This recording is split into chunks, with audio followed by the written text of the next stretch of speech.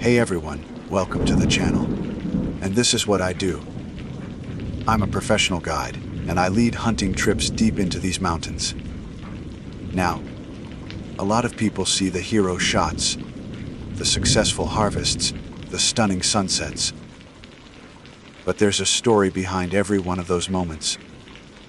A story of grit, of pre-dawn mornings in the freezing cold, of miles of unforgiving terrain, and of a respect for the wild that you can only learn by truly living in it. This isn't a highlight reel. This is the real story. I wanted to bring you along to show you what it truly takes to guide in the deep mountains. The hard work, the challenges, and the moments that make it all worthwhile. So settle in. This is my life's work. My name is Luca, and for 20 years, the Dolomites have been my office, my sanctuary, and my confessor. I guide men and women through the jagged limestone peaks and ancient forests of the Belluno province, a corner of the world where beauty and peril share the same shadow. I've led seasoned alpinists up sheer rock faces and taught novices how to read the clouds. I've seen the mountains in their serene, sun-drenched glory and felt their wrath in sudden, violent storms. You learn a certain humility in a place like this. You learn that you are a guest, and the rules are not yours to make. Most of my clients, humbled by the sheer scale of the wilderness, understand this instinctively. Mark was not one of those clients. He was a man forged in the crucible of a boardroom, where dominance was the only metric of success. He measured his worth not in experiences, but in conquests, and he had decided that his son was his next project. The boy, Toby, was 10 years old, with a quiet, watchful disposition that seemed to absorb the world rather than challenge it.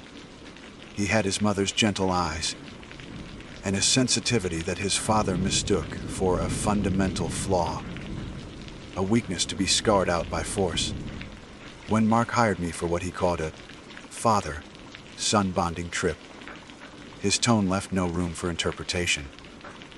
This wasn't about connection. It was about construction. He was here to build a better son. They arrived at the trailhead in a polished black V that looked offensively out of place against the rustic backdrop of the valley. Mark stepped out, a man in his late 40s, dressed head to toe in brand new top of the line gear that still held the crisp folds from its packaging. He was tall and broad-shouldered, but carried himself with a stiffness that spoke of a life spent in office chairs, not on mountain trails. He clapped me on the shoulder with a familiarity he hadn't earned. "Luca, you're the man who's going to make an adventurer out of us," he boomed, his voice too loud for the morning stillness. Toby slid out of the passenger side, a small figure dwarfed by an oversized backpack that I knew, with a sinking certainty, was far too heavy for him. He looked at the towering peaks around us, his expression not one of excitement, but of profound apprehension. He clutched the stracks of his pack, as if they were the only things anchoring him to the ground. "That's a lot of gear for a young man, Mark," I said, keeping my voice even. "We can distribute some of that weight." Mark waved a dismissive hand. "Nonsense. He needs to learn to carry his own load. That's the point of all this. Right, Toby."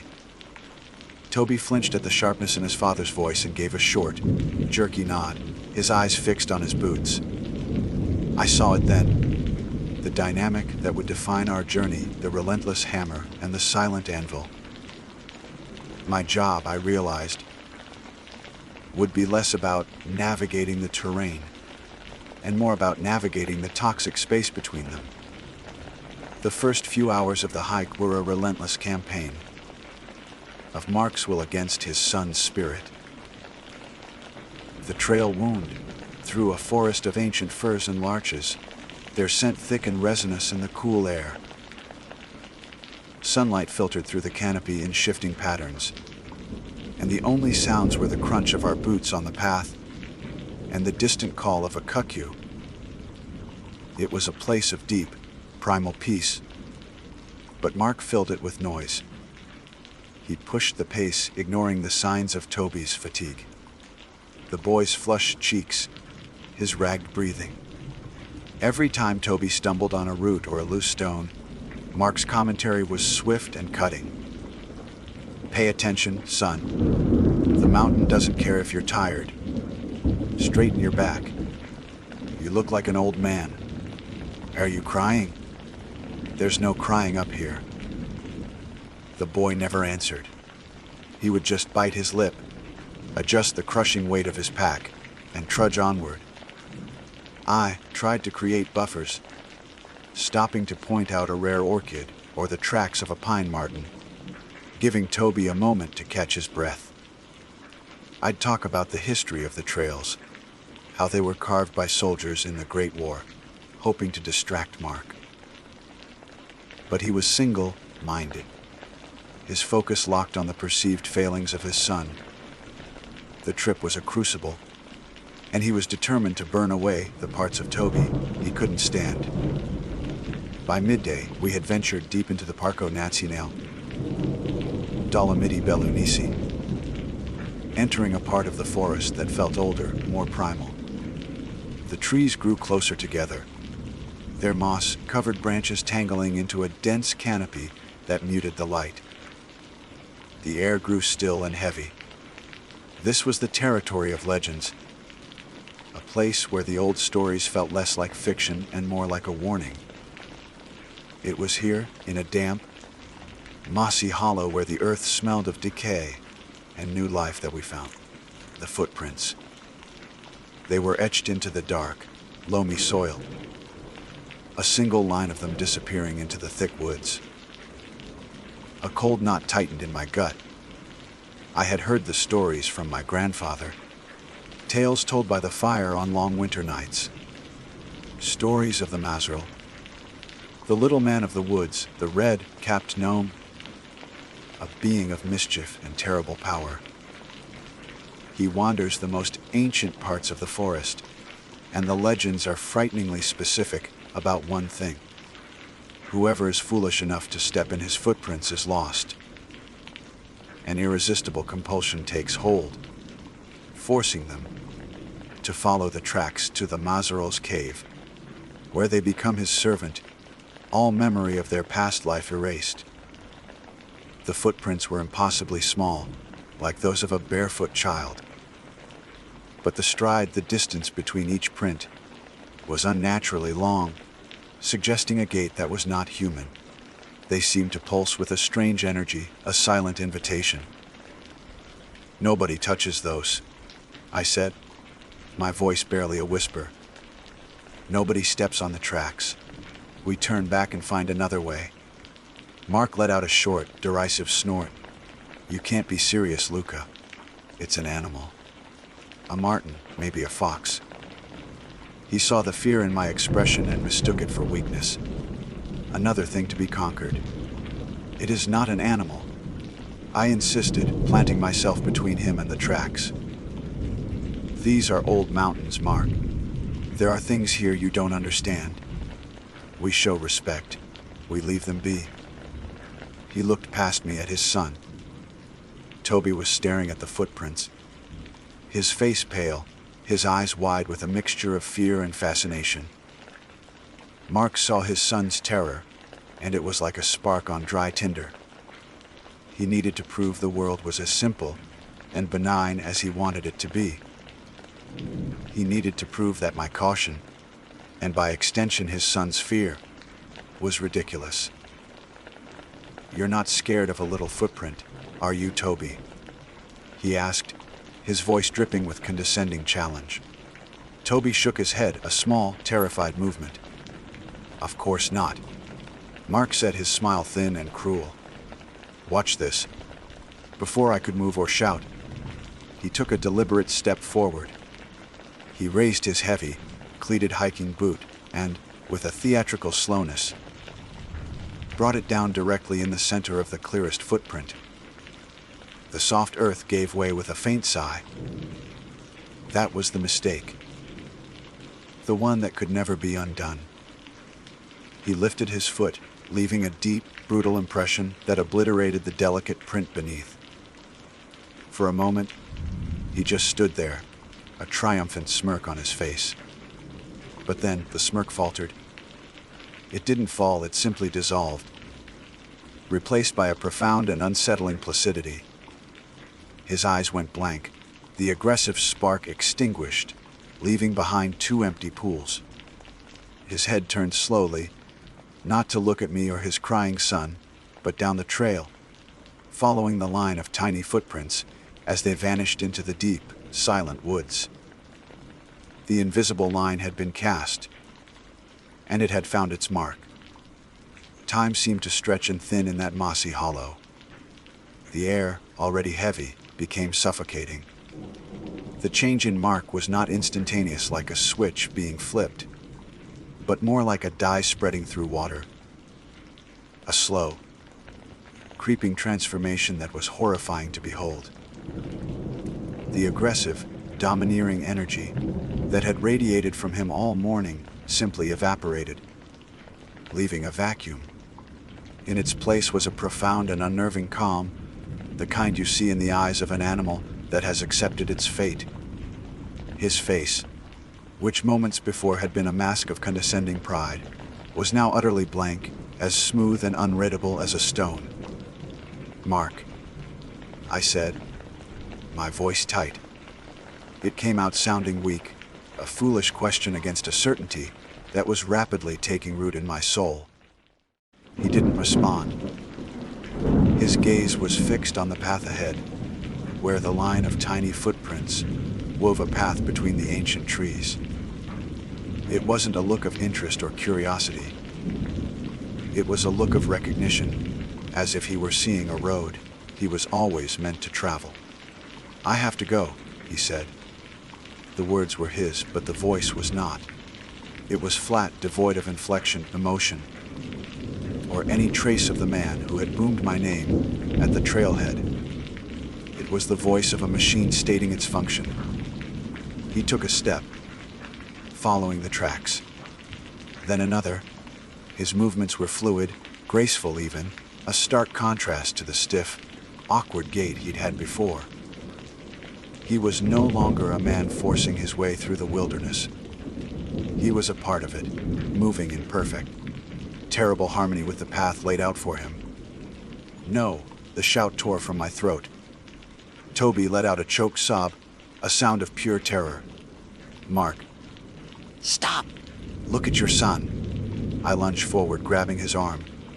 It was like seizing a statue carved from iron. The man who had struggled to carry his own day pack now possessed a strength that was utterly inhuman.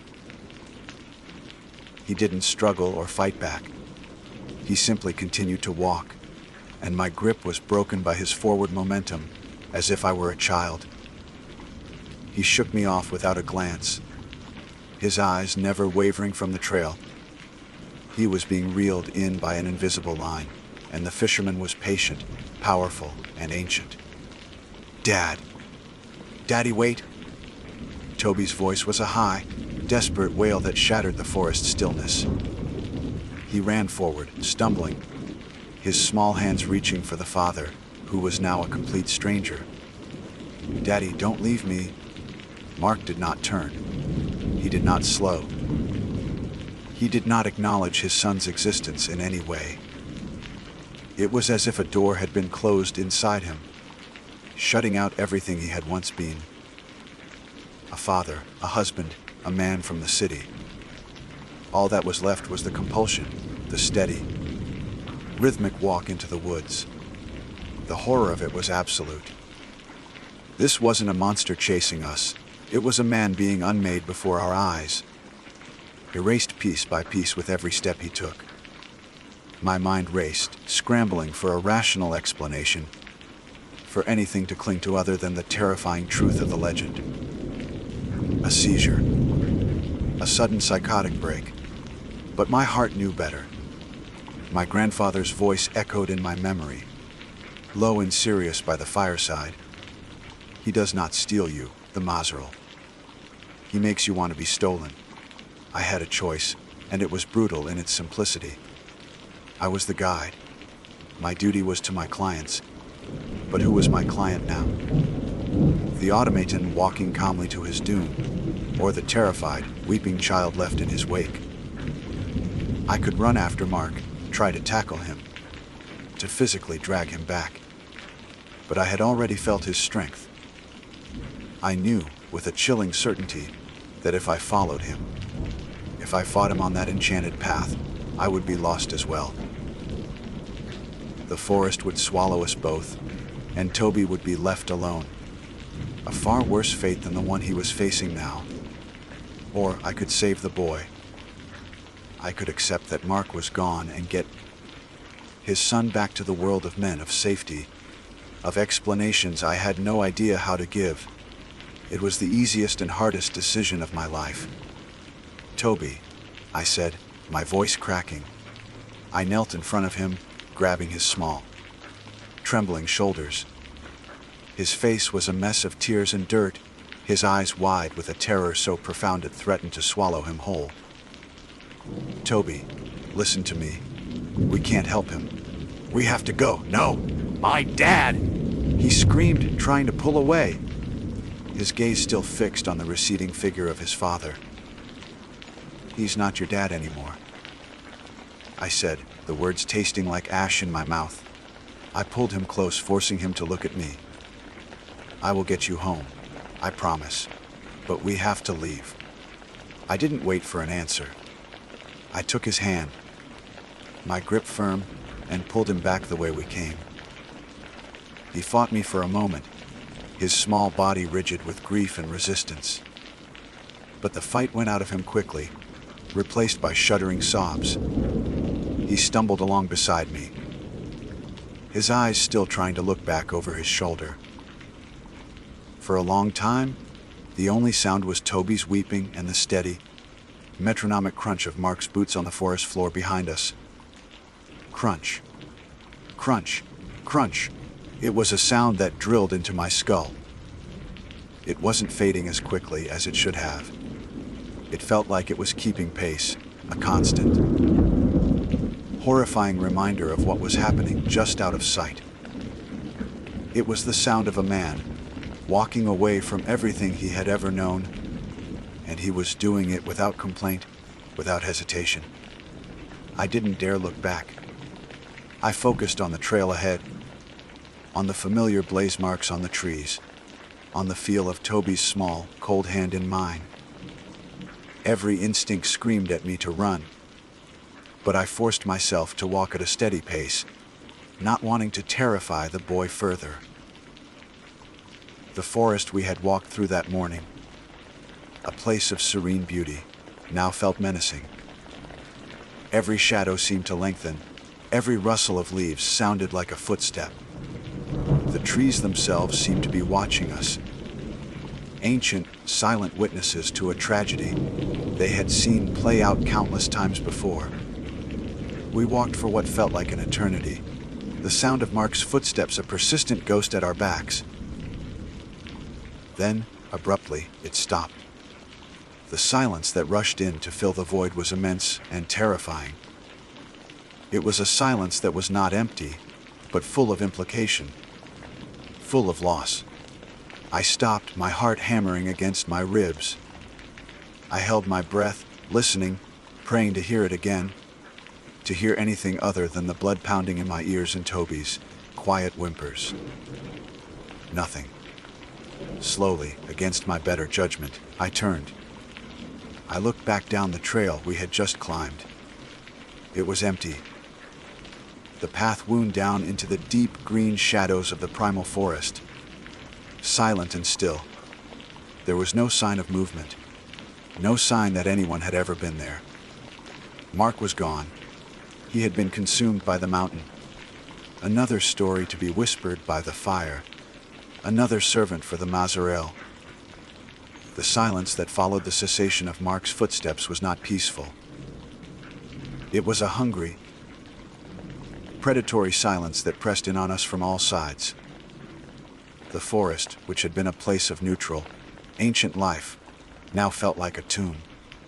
Every tree was a headstone, every shadow a waiting grave. For a moment, I was paralyzed, caught between the primal fear that urged me to flee and the profound sense of loss that threatened to buckle my knees. Mark was gone.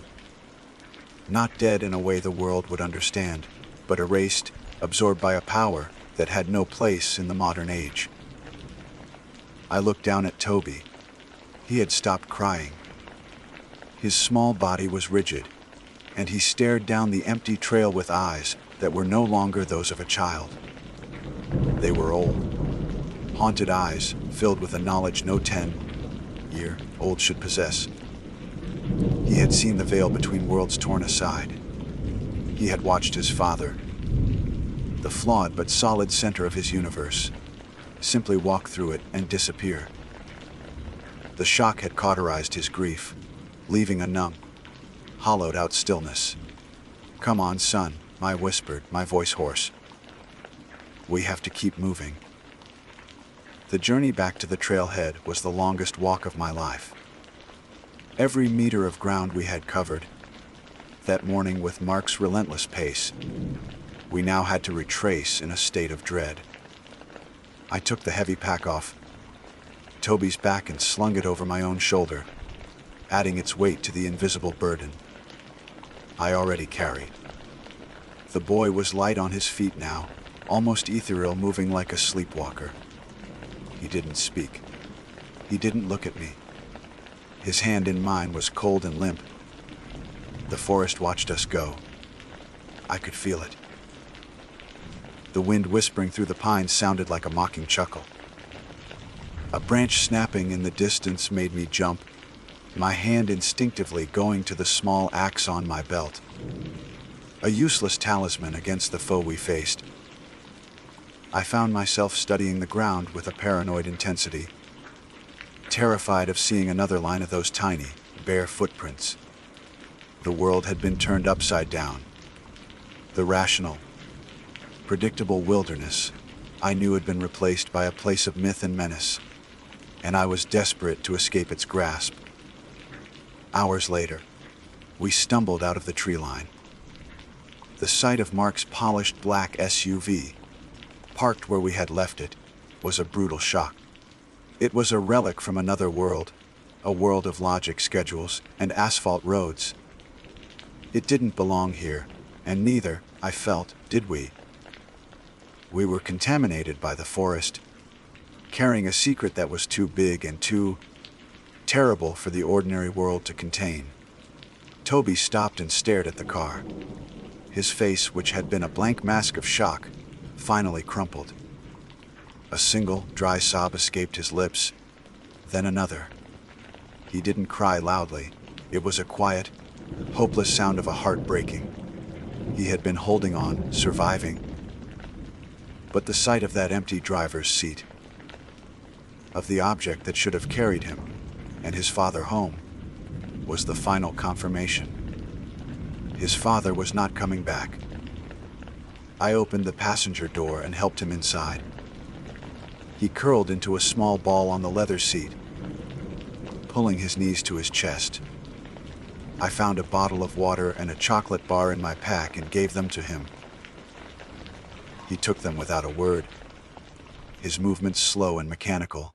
Then came the part I had been dreading more than anything, the explanation. I took out my satellite phone. My hands were shaking so badly I could barely dial. "Who do you call?" "The police. Mountain rescue." "What do you say?" "Hello, Carabinieri. I've lost a client. He followed a gnome into the woods. They would think I was insane or worse, that I was covering for something criminal. A fall, an argument that ended in tragedy. The story was unbelievable, and in its absence, suspicion would breed like maggots.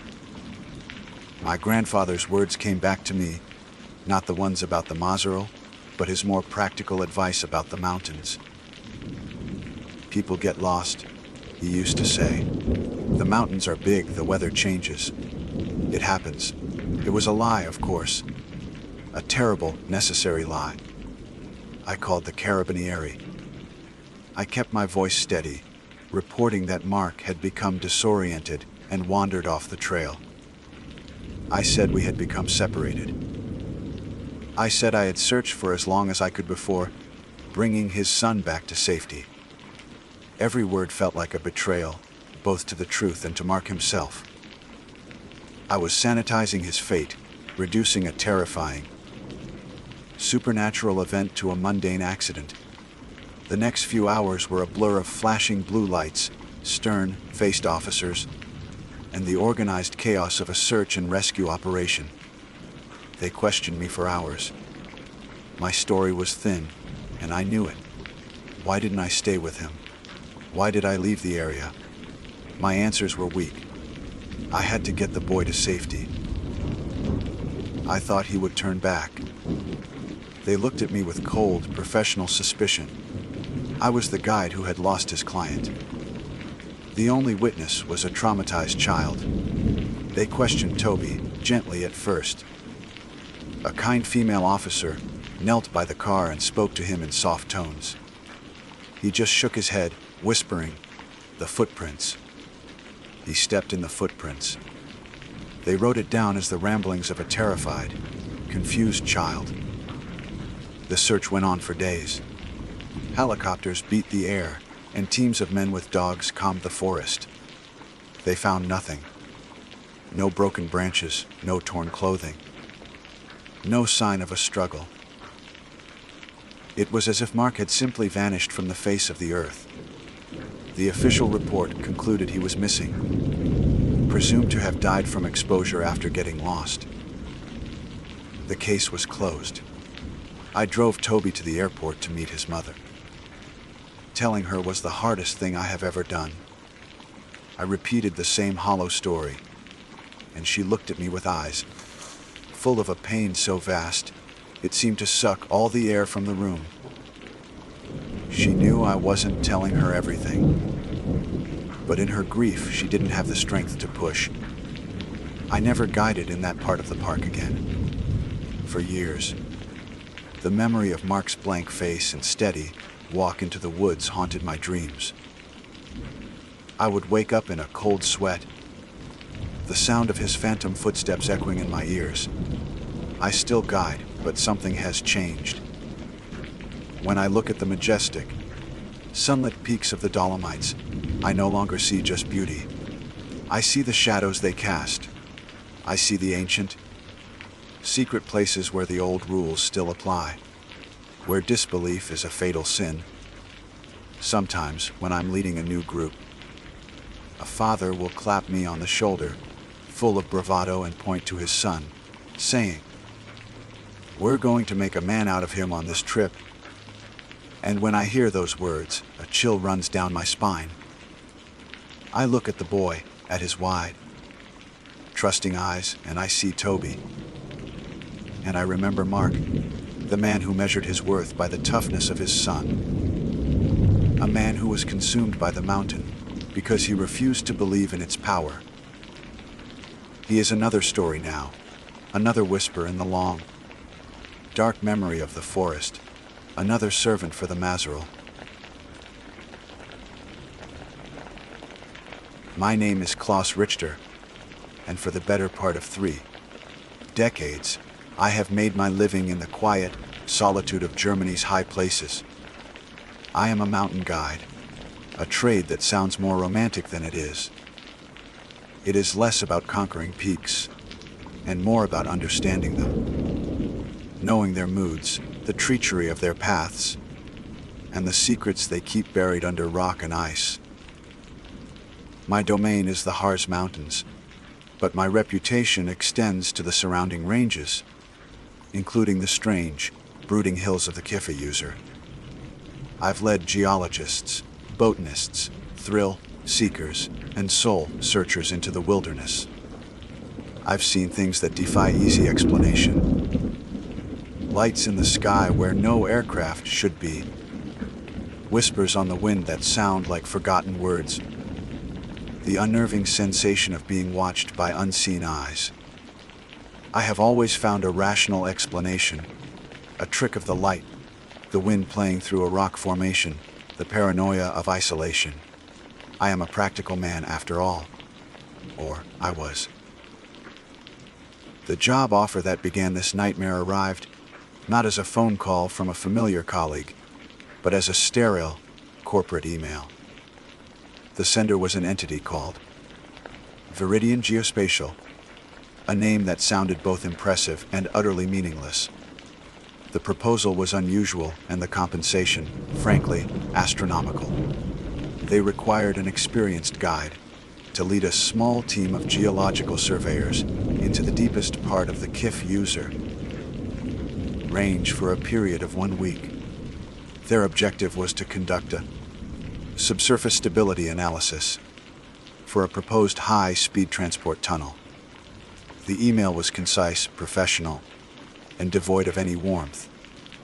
It spoke of seismic charges, ground-penetrating radar, and core sampling.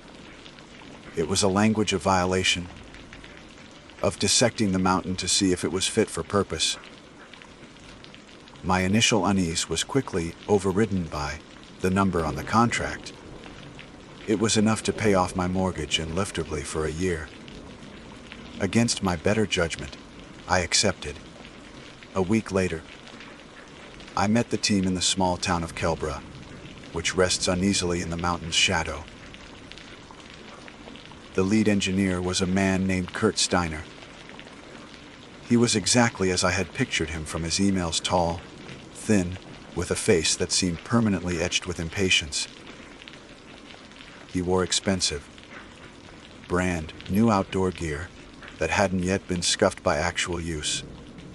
His handshake was brief and firm, a transaction rather than a greeting.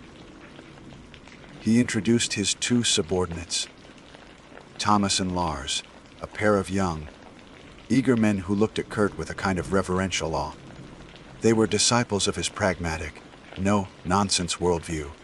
Mr. Richter, Kurt began, his tone leaving no room for pleasantries. My team and I are here to do a job.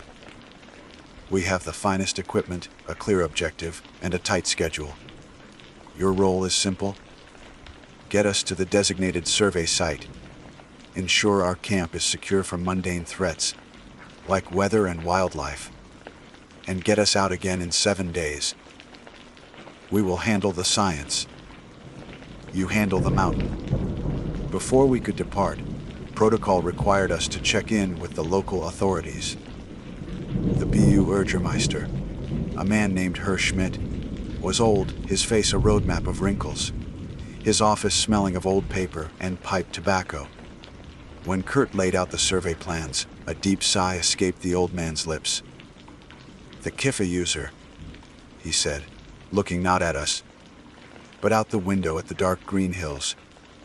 It is not just a place of rock and soil, Herr Steiner. It is a place of memory, a place of slumber. Kurt gave a short, sharp laugh. The Barbarossa myth, I presume. The sleeping emperor in the mountain. A charming fairy tale for the tourists, Herr Schmidt, but we are men of science. We deal, in fact, in measurable data, not folklore. Schmidt's eyes, cloudy with age, sharpened with a sudden intensity. He leaned forward, his voice dropping to a near whisper. It is not a fairy tale to the people who live here. My grandfather used to say, "Do not wake the mountain, for its dreams are not for you." To set off explosives in its heart, it is more than unwise. It is sacrilege. The legends say Emperor Frederick Barbarossa and his knights are not dead. They sleep, their beards grown through the stone table, waiting for the day of Germany's greatest need. To disturb that sleep is to invite a response. The mountain protects its king.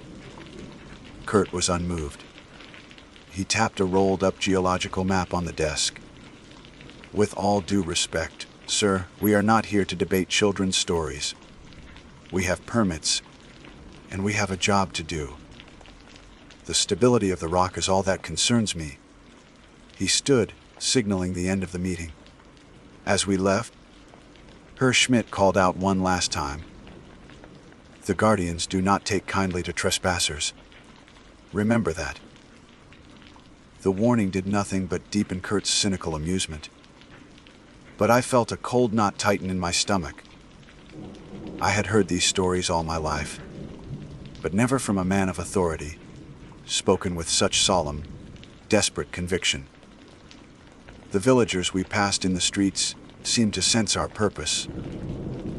Their gazes were cold, their doors closing quietly as we passed. At the small guest house where the team had stayed, the owner, a stout woman named Helga, crossed herself as she saw me loading their equipment into my Land Rover. "You are a local man, Claus," she said, her voice low.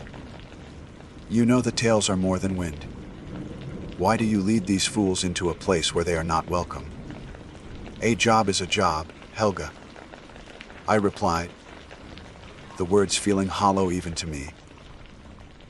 "Some jobs are not worth the price," she whispered, before turning and disappearing back into the guest house. The journey into the mountains was silent and oppressive. The further we drove, the more the modern world seemed to peel away. The paved road became a dirt track, then a barely there trail overgrown with weeds. Ancient gnarled trees formed a dense canopy overhead, plunging the path into a perpetual twilight. The air grew still and heavy, and the only sounds were the crunch of our tires on gravel and the strained whine of the engine. Our destination was a long, abandoned quarry, a deep scar carved into the mountain's flank, hidden from any main path. It was a place of old wounds, the rock faces sheer and gray. Here, Kurt declared, was the perfect spot. It offered direct access to the deep rock strata they needed to test. As his team began to set up their camp, the intrusion felt violent. The sharp, metallic clang of tent poles, the clinical hum of a portable generator, the stark, white glare of their floodlights. It all felt like a desecration of the profound, ancient silence. They erected a small city of nylon and aluminum in the heart of the quarry, a bubble of sterile modernity in a world that felt timeless. Lars and Thomas moved with practiced efficiency, deploying arrays of sensors and unspooling kilometers of cable. They were mapping the mountain's guts, preparing to send a shockwave into its very core. Kurt watched over them like a hawk, barking orders and checking readings on a tablet. He pointed to a spot on the quarry wall. "There," he commanded. "The first charge goes there. We begin tomorrow at dawn." That night, as I sat by my own small, quiet fire, away from the generator's hum, I stared into the oppressive darkness that surrounded our brightly lit camp. The forest was unnervingly silent. No owls hooted, no insects chirped. It was a dead, watchful quiet.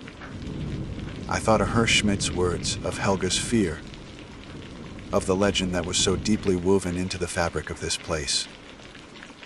Kurt and his team saw only rock and data. But as I looked at the dark, hulking mass of the mountain, I couldn't shake the feeling that it was looking back. It felt alive, a slumbering giant, and we were a needle poised to prick its skin. The thought sent a tremor of pure, primal fear through me.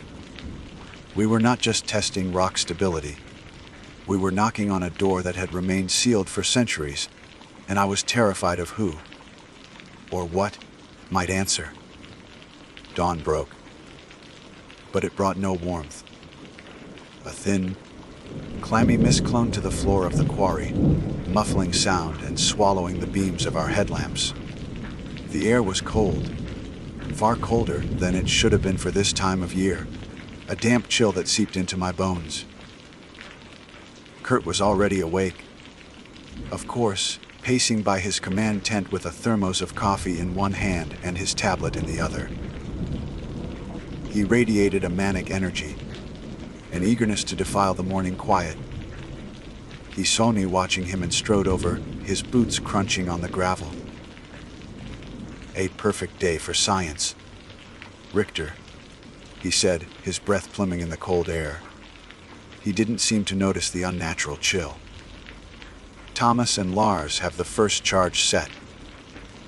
We'll get a baseline reading, and then we can really get to work. I looked from his dismissive face to the sheer rock wall where a small, discreet package of explosives was wired. I began, my voice low. This place, it doesn't feel right this morning. The silence, the cold. Maybe we should reconsider. Or at least start with the radar before using explosives. He stopped and gave me a look of profound pity. The kind a man gives a child who is afraid of the monster under the bed. The entire point of the seismic charge is to generate data for the radar to interpret. It's a call and response. We send a signal. The mountain answers, we record the answer. It is simple physics. Your feelings, with all due respect, are not part of the equation. He turned his back on me, a clear dismissal. 5 minutes? He bellowed to his team. Lars and Thomas gave a thumbs up from their monitoring station, a folding table cluttered with laptops and blinking equipment. They looked like young men playing a video game, detached from the reality of their actions. We all backed away to a designated safe distance. Kurt held a small detonator, his face alight with anticipation. He counted down from 5, his voice sharp and clinical in the dead air. 3, 2, 1, fire. The explosion was not the sharp crack I had expected. It was a dull, wet thump, a pathetic sound that was instantly swallowed by the oppressive silence. For a moment, nothing happened. Kurt frowned, perhaps thinking the charge had been a dug, and then the echo came back. It was not an echo. An echo is a reflection, a simple, fading repetition of a sound. This was a response.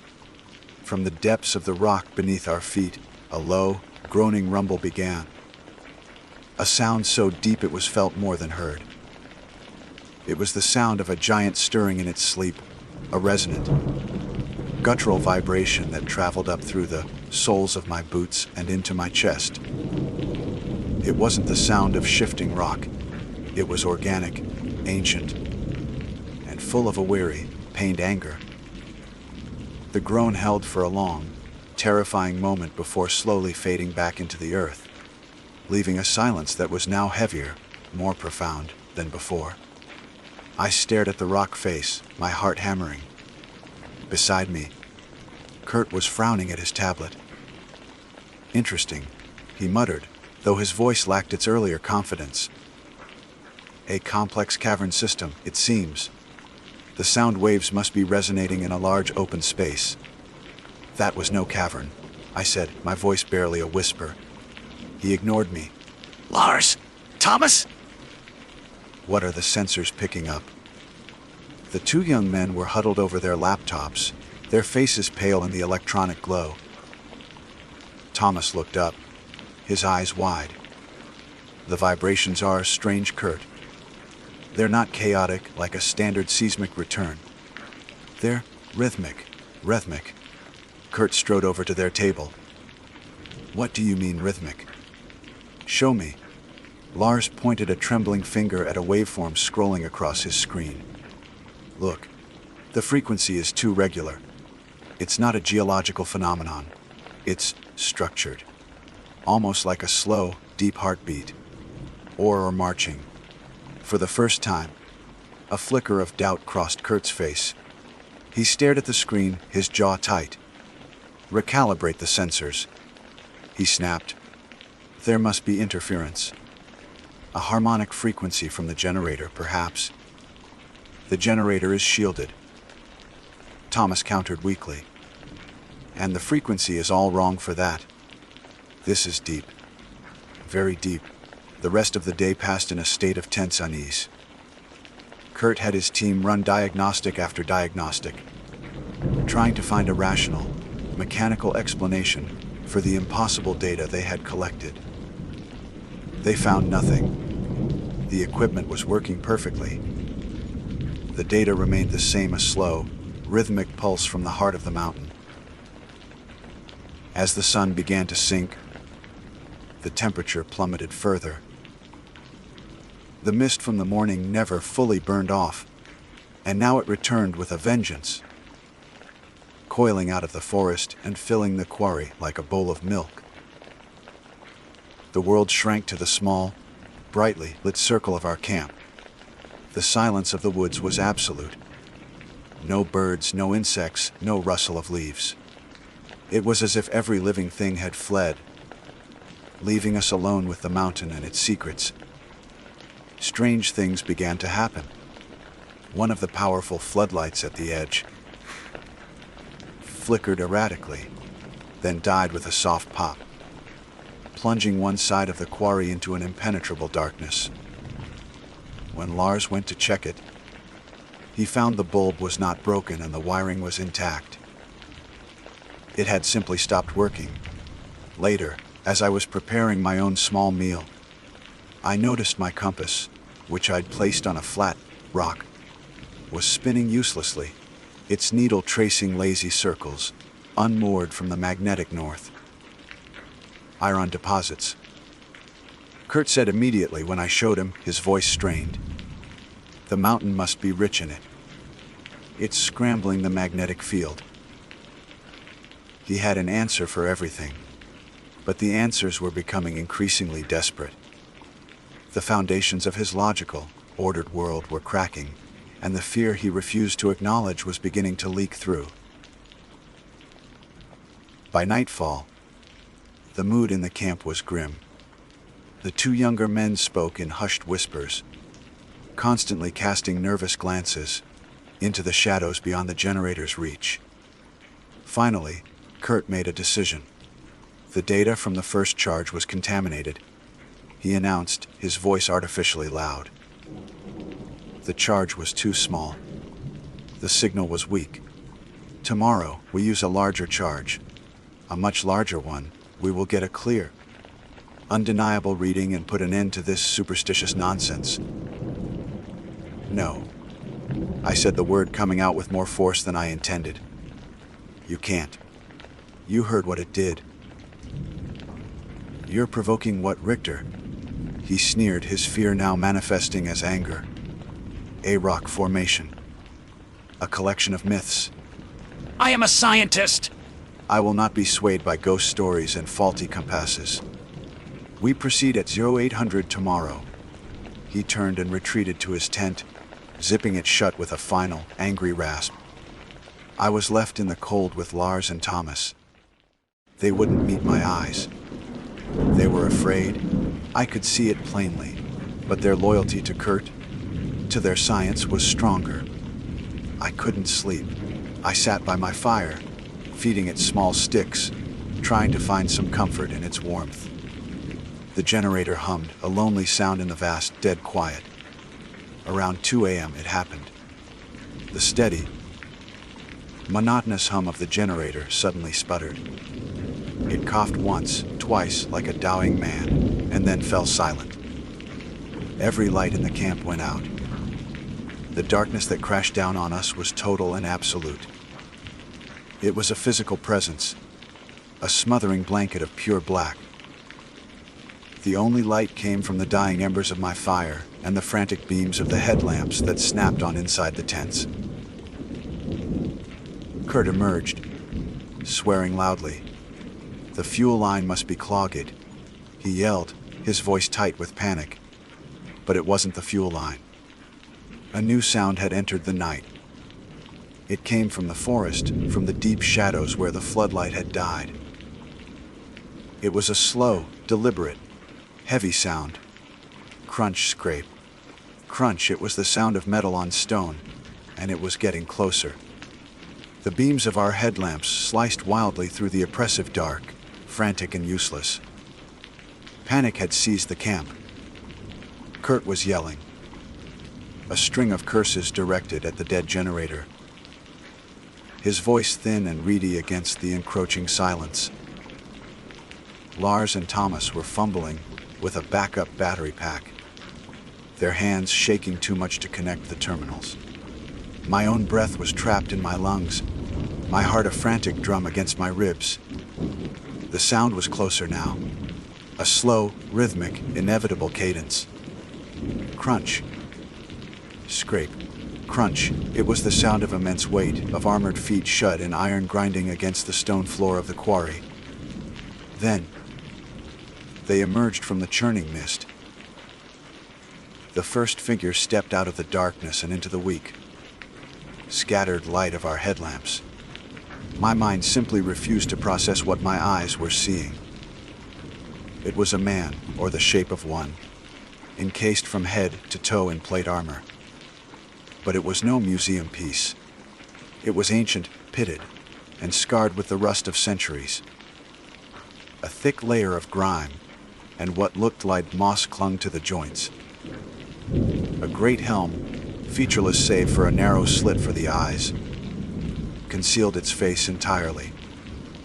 A palpable cold radiated from it, a cold that had nothing to do with the night air.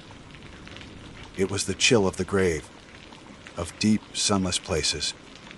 It carried a massive, two-handed sword in one gauntleted hand, the tip scraping lightly against the ground, creating that horrifying sound. Before anyone could scream, another appeared beside it, and another. They moved with a slow, ponderous grace that was utterly terrifying.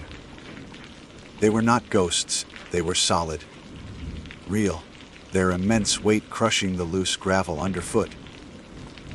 They were Barbarossa's knights, the guardians of the mountain, awakened from their timeless slumber by our sacrilege.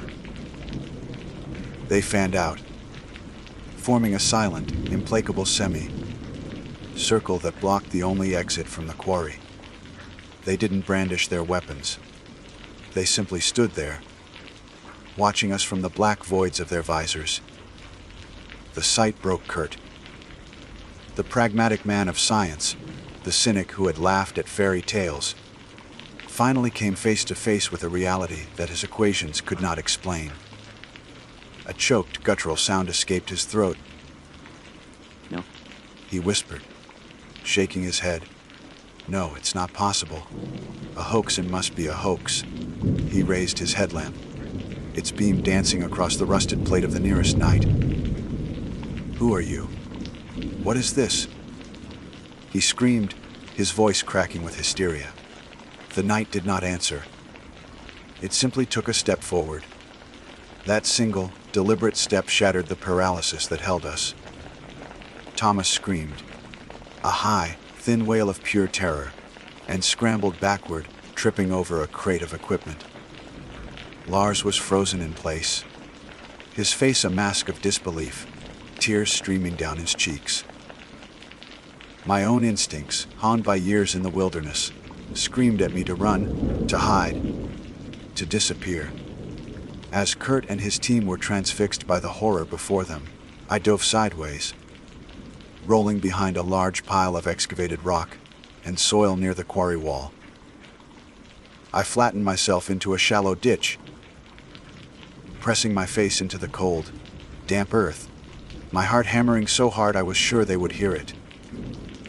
From my hiding place, I witnessed the silent, efficient horror that followed. There was no battle. There were no screams for mercy, no sounds of struggle. The knights moved with the unhurried purpose of a natural disaster. Two of them advanced on Kurt. He tried to back away, but his legs tangled and he fell. He looked up at the towering, silent figures, his scientific arrogance replaced by the primal terror of a cornered animal. He didn't even have time to beg. A gauntleted hand, impossibly strong, clamped onto the front of his jacket and lifted him from the ground as if he weighed nothing. Kurt's body went limp, paralyzed by fear. They turned and began to carry him back toward darkness from which they had come. Next, they went for Lars. The young man was still standing by the equipment table, weeping silently. A knight approached him, and Lars simply collapsed, fainting dead away. The knight stooped, slung the unconscious man over its shoulder in a fireman's carry, and followed the others. Thomas, who had been scrambling away, was the last. He saw them coming for him and tried to crawl faster, his fingers digging into the loose rock. A knight simply stood over him, waited for a moment, and then reached down. They weren't killing them. The horrifying truth crashed down on me with the force of a physical blow. The legends didn't speak of the knights slaughtering trespassers. They guarded the king. They maintained the eternal watch. I remembered Herr Schmidt's words. The mountain protects its king. They weren't killing them. They were recruiting. They were dragging these men deep into the mountain's heart to join Barbarossa's sleeping army, to stand vigil with them until the day of Germany's greatest need. Their fate was not a quick death, but an eternity of slumber, their beards growing through the stone alongside their emperor. I lay in that ditch for what felt like an eternity, my body trembling uncontrollably. The sounds of their heavy, scraping footsteps faded as they retreated into the forest, taking their captives with them. And then silence, a silence more complete and terrifying than any I had ever known. The mist swirled in the empty camp.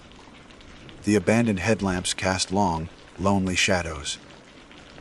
The laptops on the monitoring table still glowed, their screens displaying the impossible, rhythmic pulse from the mountain's core. Slowly, cautiously, I raised my head. The quarry was empty. The knights were gone. Kurt, Lars, and Thomas were gone. All that remained was their state of the art equipment, a testament to a science that had proven utterly useless against a truth far older and more powerful. I was alone, the only witness to a myth that had clawed its way into reality. I don't remember making a conscious decision to move. My body acted on its own, driven by a survival instinct so profound it bypassed thought. I crawled from my hiding place, staying low, my eyes scanning the darkness. I didn't dare retrieve any of my gear. I abandoned my tent, my pack, everything. I just needed to get away. I scrambled out of the quarry, not daring to look back, and plunged into the blackness of the forest. I ran. I ran blindly, stumbling over roots, crashing through undergrowth. My lungs burning, heedless of the branches that whipped and tore at my face and clothes. I ran until the sun began to rise, its weak gray light filtering through the dense canopy.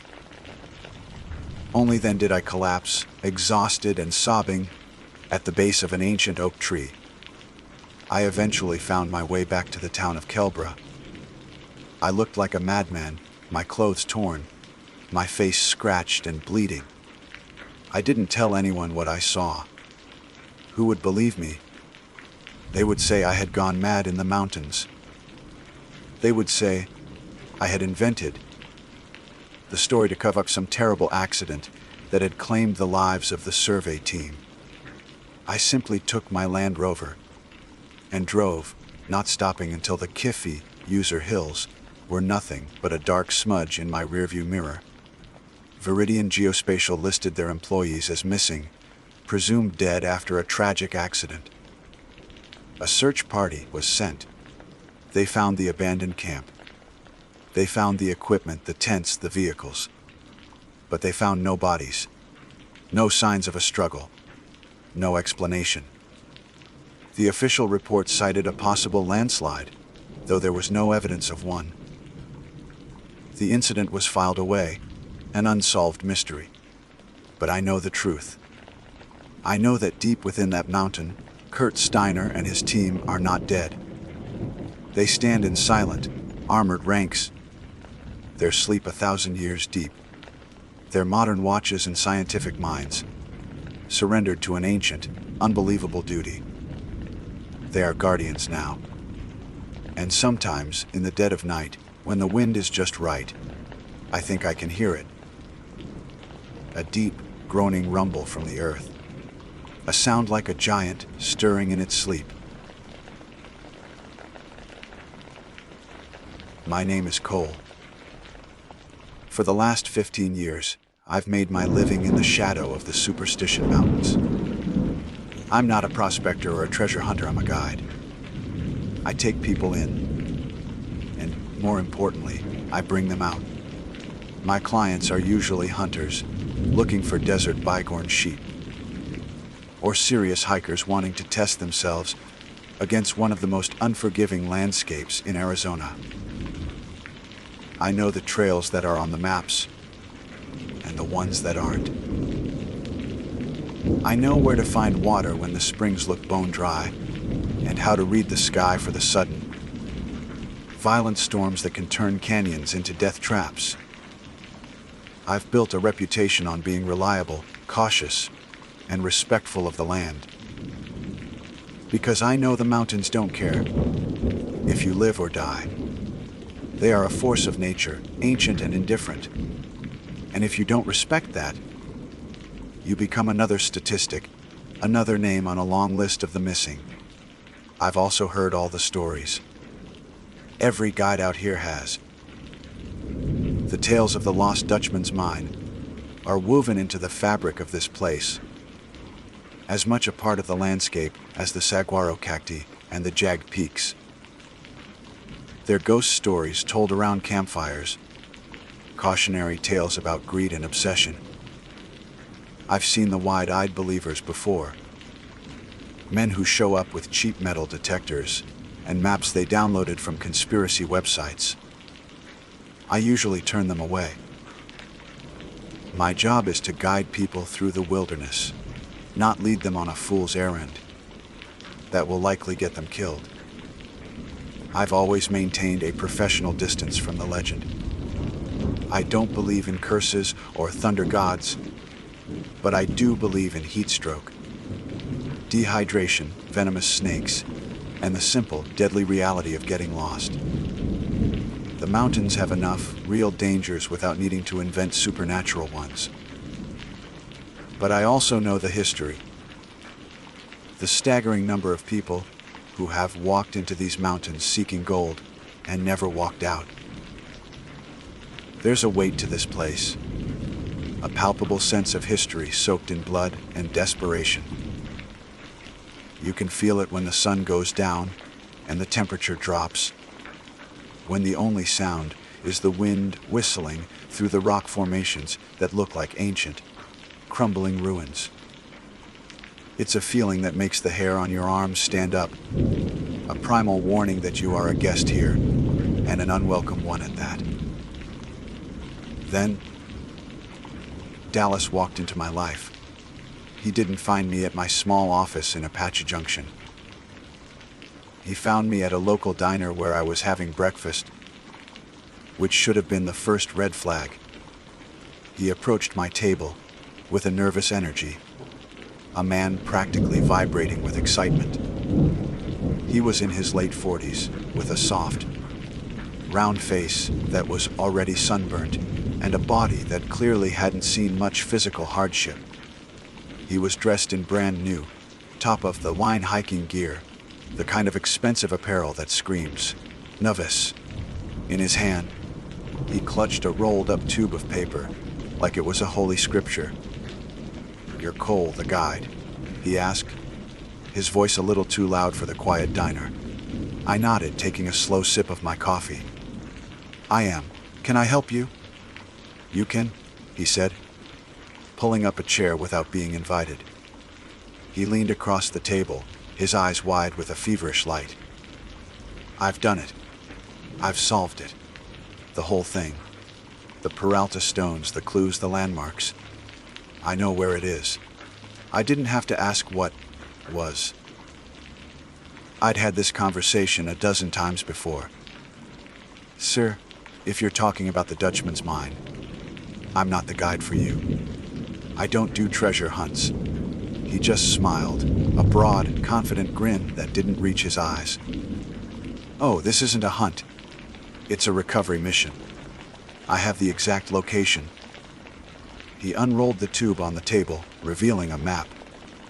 It was a composite, pieced together from old Spanish charts, topographical surveys, and what looked like screenshots from Google Earth, all covered in his own frantic-looking, handwritten notes and symbols. It was the work of an obsessive, a man who had spent countless sleepless nights staring at a screen, convincing himself he saw patterns where there were none. Look, he said, his finger tracing a line through a series of canyons I knew to be almost impassable. Everyone looks for the military trail, but they're looking at the wrong one. The key is the priest's marker, but it's not a rock, it's a shadow. It only appears on the winter solstice at exactly noon. I've cross-referenced everything. Satellite imagery, geological surveys, even the Apache legends. He said the word legends with a dismissive wave of his hand, as if they were just another data point to be factored into his equation. That was the second red flag. The people who last in these mountains, the ones who survive, are the ones who listen to the legends. Not because they believe a thunder god will strike them down, but because the stories are warnings, passed down through generations, about real dangers. Hidden cliffs, flash floods, and places the earth itself is unstable. I tried to let him down easy. That's a fascinating theory, I said, starting to fold my napkin. But the area you're pointing to is some of the most rugged terrain in the range. It's not a place for a casual hike. It's dangerous. Dallas wasn't listening. He leaned in even closer, his voice dropping to a conspiratorial whisper. I'm not asking you to believe. I'm hiring you to get me there, and to help me carry the gold out. He paused for dramatic effect. I'll pay you your standard fee, of course, plus 10% of whatever we recover. And believe me, we're not talking about a few nuggets. We're talking about a fortune. Enough to never work another day in your life. And that's where he got me. 10%. The number echoed in the quiet space of my mind. I'm not a poor man, but I'm not rich either. Guiding is hard work, and my body isn't getting any younger. I have a daughter in college, a mortgage, the usual list of financial pressures that keep a man up at night. For a moment, the professional, cautious guide in my head went silent, drowned out by the seductive whisper of what that kind of money could mean. My greed, a sleeping dog I thought I had trained, stirred and lifted its head. I looked at Dallas, at his soft hands and his knave. Burning conviction. I knew it was a mistake. A deep, gut-level instinct, the same one that had kept me alive in the mountains for years, was screaming at me to walk away. But his enthusiasm was a virus, and the potential payout was the cure for all my worldly problems. His greed had found an echo in my own. I'm in charge, I said, my voice sounding foreign to my own ears. Total authority on supplies, route, and when we turned back, no arguments. His face split into a triumphant grin. Absolutely. You're the expert. My mistake was taking the job. But his mistake was thinking I was the only expert he had to worry about. The mountain is an expert, too. It's an expert in breaking down the arrogant, in punishing the greedy, and in taking everything from those who come to steal its secrets. And we were about to walk right into its classroom. We set out from the Peralta trailhead at dawn. The air was already thick with a heat that no business being there so early in the morning. It felt less like the gentle warmth of a rising sun and more like the residual heat from a furnace that had been burning all night. Dallas was practically bouncing on the balls of his feet, his new backpack stuffed to bursting with gear I'd told him he didn't need. He'd insisted on bringing a special geological hammer, a set of sifting pans, and a dozen other items that spoke of his unshakable certainty. To him, this wasn't an expedition, it was a victory lap. He chattered endlessly about what he would do with the money, the cars he would buy, the people he would prove wrong. I let him talk, focusing on my own rhythm, the familiar crunch of my boots on the gravelly trail. But even in those first few hours, I felt a knot of unease tightening in my stomach. The silence of the mountain was different. Usually, the morning desert is alive with the calls of quail and the skittering of lizards. That day, there was nothing.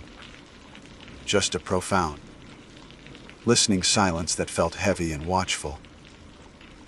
By midday, the mountain began to show its teeth. The heat was no longer just an oppressive blanket.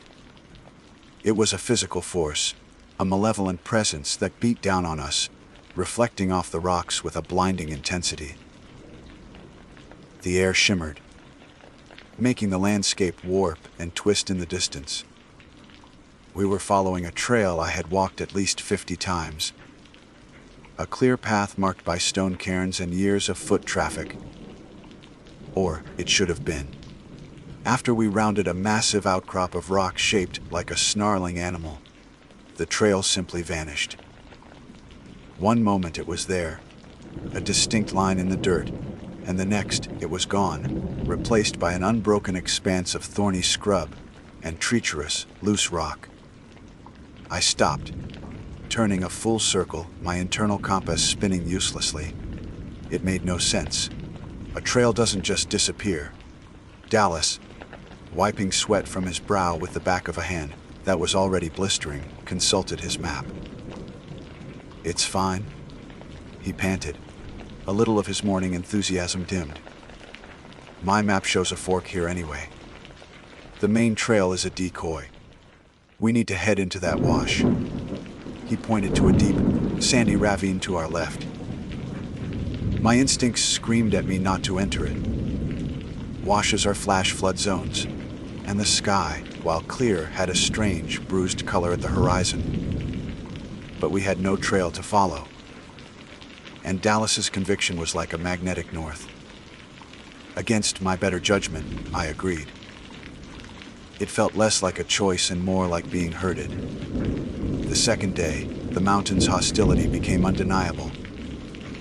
The wash led us into a labyrinth of box canyons, each one a dead end that forced us to backtrack, wasting precious energy and water. The landscape seemed to be actively working against us, shifting and changing to block our path. The few springs I knew of in this area, places I had relied on for years, were bone dry.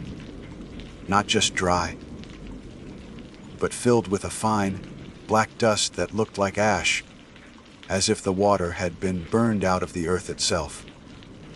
Our water supplies were dwindling at an alarming rate. The heat was taking its toll on Dallas. His face was flushed a dangerous shade of red, and his movements were becoming clumsy. The real change, however, was in his eyes. The feverish excitement was being replaced by a dark, darting suspicion. He started seeing things. "Did you see that?" He'd whisper, pointing to a cluster of rocks. "Up there. Looked like a man watching us." I'd look and see nothing but rock and shadow. But he was insistent. "They're here. The Guardians.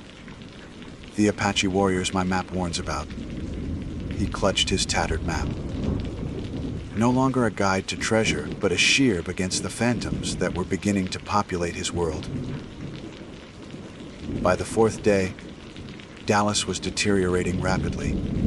He barely slept, sitting up by the low fire, his headlamp beam cutting restlessly through the darkness as he scanned the canyon walls. He spoke to himself in low mutters, arguing with unseen figures about clues and markers that weren't there. His paranoia had become a constant, draining presence. He accused me of deliberately leading him in circles, of being in league with the mountain's guardians to keep him from his prize. "You don't want me to find it, do you?" he snarled, his voice cracking. "You want it for yourself." I tried to reason with him, to show him the map and our position, but it was like talking to a wall. He was lost in his own private hell, and the mountain was gleefully stoking the flames. The heat and dehydration were the tools, but the malice, the targeted psychological assault, that felt like something else entirely. It felt personal. The horror wasn't in Dallas's delusions, but in the moments when I felt my own certainty begin to fray at the edges. During the long, silent afternoons, I would catch movement out of the corner of my eye, a fleeting shadow that vanished when I turned my head. At night, the wind whistling through the canyons would sometimes coalesce into what sounded unnervingly like a whisper. A dry, sibilant voice speaking a language I didn't understand. One evening, as we sat in silence, a rock the size of a fist clattered down the cliff face and landed not 10 feet from our camp. There was no one up there, no animal that could have dislodged it. It was a simple, impossible event that had no rational explanation. I felt a cold dread that had nothing to do with the temperature. The pragmatic, experienced guide in me was running out of answers. I was in the heart of a place that didn't follow the rules of the world I knew. On the morning of the 5th day, I made my decision. Dallas was a wreck, his lips cracked and bleeding, his eyes hollow and wild. He was a danger to himself and to me. The gold wasn't worth dying for. "That's it, Dallas," I said, my voice firm. "We're turning back." Now, he just stared at me, a strange, lucid calm settling over his features. He slowly raised a trembling hand and pointed past me, towards a narrow fissure in a rock face I hadn't noticed before, almost completely hidden by a thicket of catclaw acacia. "You can go back if you want to," he said, his voice eerily steady. "But I found it. It's right there." The serpent's mouth. My blood ran cold. The name wasn't on any official map, but it was a landmark from the darkest of the Apache legends, an alleged entrance to the underworld. I looked from the dark fissure back to Dallas's face, and the greed I had felt in the diner, the greed I thought had been burned out of me by the sun and the fear, stirred once more. We were so close. Just a few more steps. My own exhaustion and thirst, addled mind betrayed me. I took a step forward towards the fissure, and the mountain let out a silent, triumphant laugh. Against every instinct that had kept me alive for 15 years, I followed him. The decision wasn't made with my brain. It was made by the raw, desperate craving of a man pushed to his absolute limit. My throat was a desert, my muscles screamed with fatigue, and the ghost of a 10% fortune was a siren song I could no longer resist. We pushed through the thorny catclaw acacia, the branches tearing at our clothes and skin like desperate, grasping fingers. The entrance to the fissure, the serpent's mouth, was no more than 3 feet high.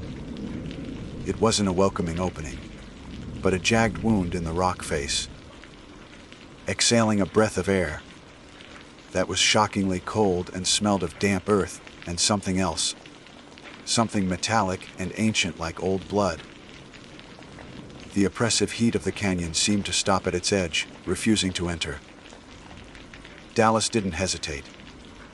He dropped to his hands and knees and scrambled inside, his geological hammer clanking against the rock. For a moment, I remained outside, caught between two worlds. Behind me was the brutal, sun-blasted reality of the canyon. Before me was a darkness that promised both untold riches and unspeakable truths. My own greed, the very thing I had despised in Dallas, gave me the final push. I took a deep breath of hot, familiar air and plunged into the cold. The cave was small, nothing more than a cramped chamber that extended perhaps 20 feet back, before ending in a solid wall of rock.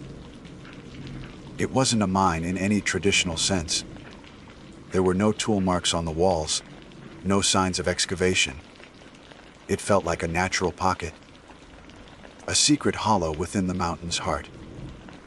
The air inside was still and heavy, and the silence was absolute, so profound that I could hear the frantic pounding of my own heart. Dallas was already at the back of the chamber, his headlamp beam dancing wildly across the rock.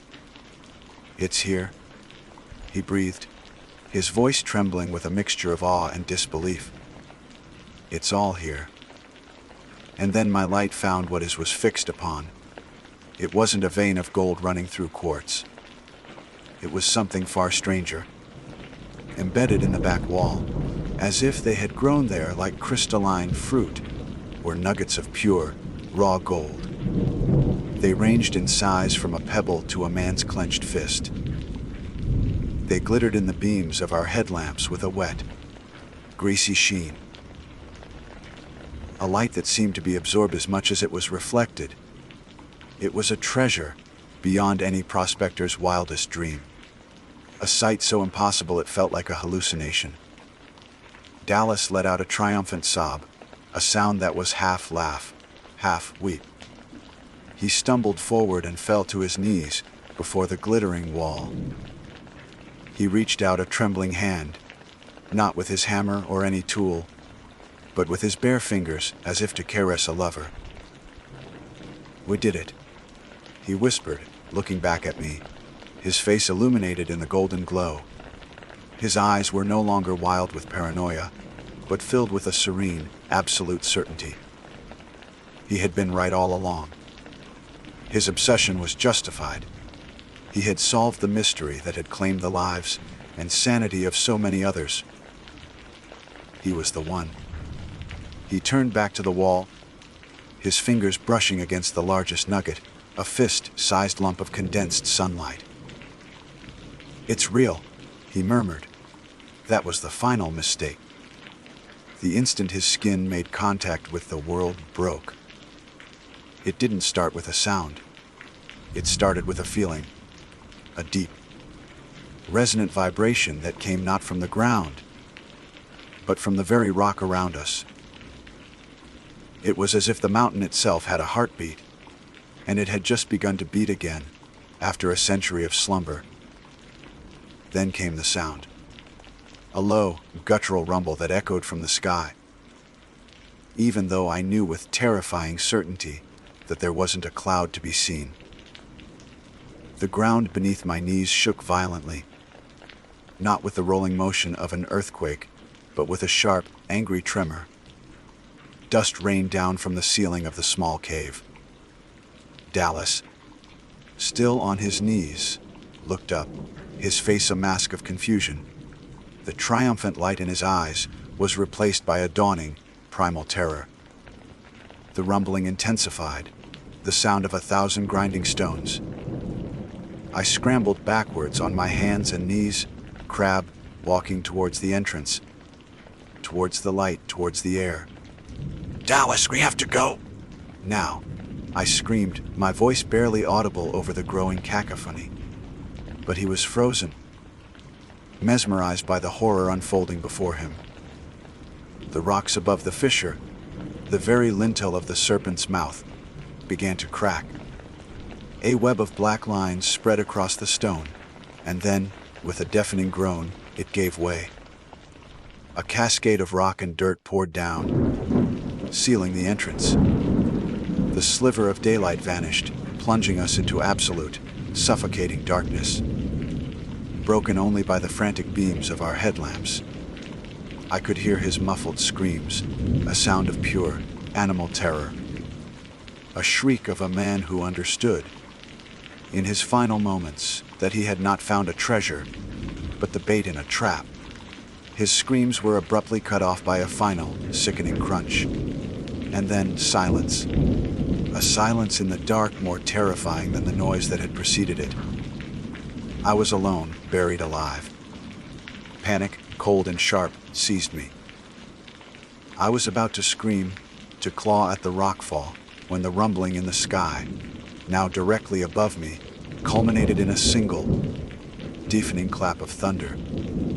It was a sound so immense, so powerful, that it felt like a physical blow. It shook my very bones, and for a moment, I thought my heart would stop. The small chamber was lit by a blinding, instantaneous flash of white light that seemed to come from the rock itself. And then, as suddenly as it began, it was over. The rumbling stopped. The ground was still. The silence returned, but it was different now. It was an empty, satiated silence. The thunder god had claimed another soul. Another greedy fool who thought he could steal from a place that does not give, but only takes. I don't know how long I stayed there in the dark, minutes or hours. Finally, driven by the basic instinct to survive, I crawled to the rockfall and began to push. To my astonishment, some of the rocks moved. A small shaft of light appeared. Hope, or something like it, surged through me. I dug with a desperate strength, my fingers raw and bleeding, until I had cleared an opening just large enough to squeeze through. I emerged, blinking, into the late afternoon sun. The sky was a perfect, cloudless blue. The air was calm. The oppressive heat had broken. I stood there, covered in dust and the grime of a tomb, and looked back at the collapsed fissure. There was no sign that a cave had ever been there. It was just another rock face in a canyon full of them. The mountain had sealed its scar. The journey out was a dream. The trail that had vanished was now clear and easy to follow, as if it had been waiting for me all along. After an hour, I came across a small spring I knew should be dry. A trickle of clear, cold water flowed from it. I drank, and it was the sweetest water I had ever tasted. The mountain was no longer my enemy. Its malevolence was gone. Its anger sated. It had gotten what it wanted. It was letting me go. I walked out of the Superstition Mountains 3 days later, a ghost of a man. I told the authorities that Dallas had fallen, a tragic hiking accident. They believed me. What else could I say? That he was swallowed by a mountain? That a forgotten god had struck him down for touching forbidden gold? I kept my 10%. Not of the gold, but of the bargain. Dallas paid the full price. I was allowed to leave with my life, but I left my soul in that dark, silent cave. I no longer guide. I can't. Sometimes, on quiet nights, when a storm rolls in from the east, I can still hear the thunder. And I know the mountain is still there, patient and watchful, waiting for the next greedy fool to come looking for a treasure that can only be paid for with a life. My name is Andrei, and for 20 years, the mountains have been my office, my sanctuary, and my confessor. I'm not a thrill seeker, nor am I an athlete who views the peaks as a challenge to be overcome. I am a guide. My purpose is to lead others through the wild, unforgiving beauty of the Romanian Carpathians, and more importantly, to bring them back safely. I've led geologists searching for rare minerals, botanists cataloging alpine flowers, and hunters tracking the elusive Carpathian stag. I understand the language of the mountains, the whisper of the wind through the pines, the subtle shift in the clouds that foretells a storm, the silence that means a predator is near. The mountains demand respect, a currency of patience and humility. They do not suffer fools, and they are ruthlessly indifferent to the ambitions of men. This is a lesson some learn the hard way. Last autumn, I was contracted by a group that embodied everything the mountains despise. They were a team of elite trail runners, led by a man named Radu Inescu. Radu was a minor celebrity in the world of extreme sports, a man whose chiseled jaw and intense, competitive gaze graced the covers of fitness magazines. He saw the natural world not as a living, breathing entity, but as a course to be conquered, a series of obstacles to be surmounted on his relentless path to a finish line. His philosophy was one of domination. His body was a machine, and the wilderness was his gymnasium. He and his team, 2 other men, Ein and Mahai, and a woman, Elena, had hired me for a formidable task to help them scout and map a new ultramarathon route. This wasn't to be just any race. It was designed to be one of the most grueling endurance events in the world. 100-mile punishing loop through the remote and treacherous sections of the Carpathians. They were arrogant, sculpted by relentless training, and perpetually in a hurry. Their conversations were a flurry of technical jargon, heart rates, elevation gains, split times, and caloric intake. They moved through the landscape with a jarring urgency, their brightly colored synthetic clothing a stark, almost offensive contrast to the deep greens and ancient grays of the rock and forest. From the beginning, our philosophies clashed. I would pause to point out the track of a lynx in the soft earth or the distant call of a golden eagle, and they would tap their GPS watches impatiently, their minds already miles ahead on the trail. They saw my reverence for the wilderness as a quaint, inefficient sentimentality. To them, the mountains were a set of data points, a problem to be solved with logistics and physical prowess. Radu, in particular, treated my counsel with a thinly veiled condescension. He was the client, the visionary, the champion. I was merely the local help, a human compass hired to facilitate his grand design. We were 5 days into the 10-day expedition, and we were falling dangerously behind schedule. A series of early autumn squalls had turned the high-altitude trails into slick, muddy trenches, slowing our progress to a crawl. The team's mood, already strained by the forced deceleration, was growing fouler by the hour. A much larger storm system was now visible to the west, a bruised, purple mass of clouds that was swallowing the horizon. It was a monster of a storm, the kind that could trap us in the high passes for days, and it was moving in fast. That afternoon, as we huddled over a map spread across a damp boulder, the tension finally snapped. Radu, his face tight with frustration, jabbed a finger at the winding red line that marked our intended route. "This is too slow, Andre," he said, his voice sharp. "We're losing time. At this pace, we won't finish the survey before that storm hits." "The mountain sets the pace, Radu, not us," I replied calmly, though his tone grated on me. "We push too hard in these conditions, and someone gets hurt. A twisted ankle up here is not a minor inconvenience." He scoffed, a dismissive sound that echoed slightly in the heavy air. "We are not tourists. We know how to manage risk." He traced a straight line on the map with his finger, a line that bisected a large, featureless green expanse. "What about this? A shortcut?" It cuts across this valley and links up with the trail on the other side. It could save us half a day, maybe more. I leaned in, my heart sinking as I recognized the area he was indicating. My blood ran cold.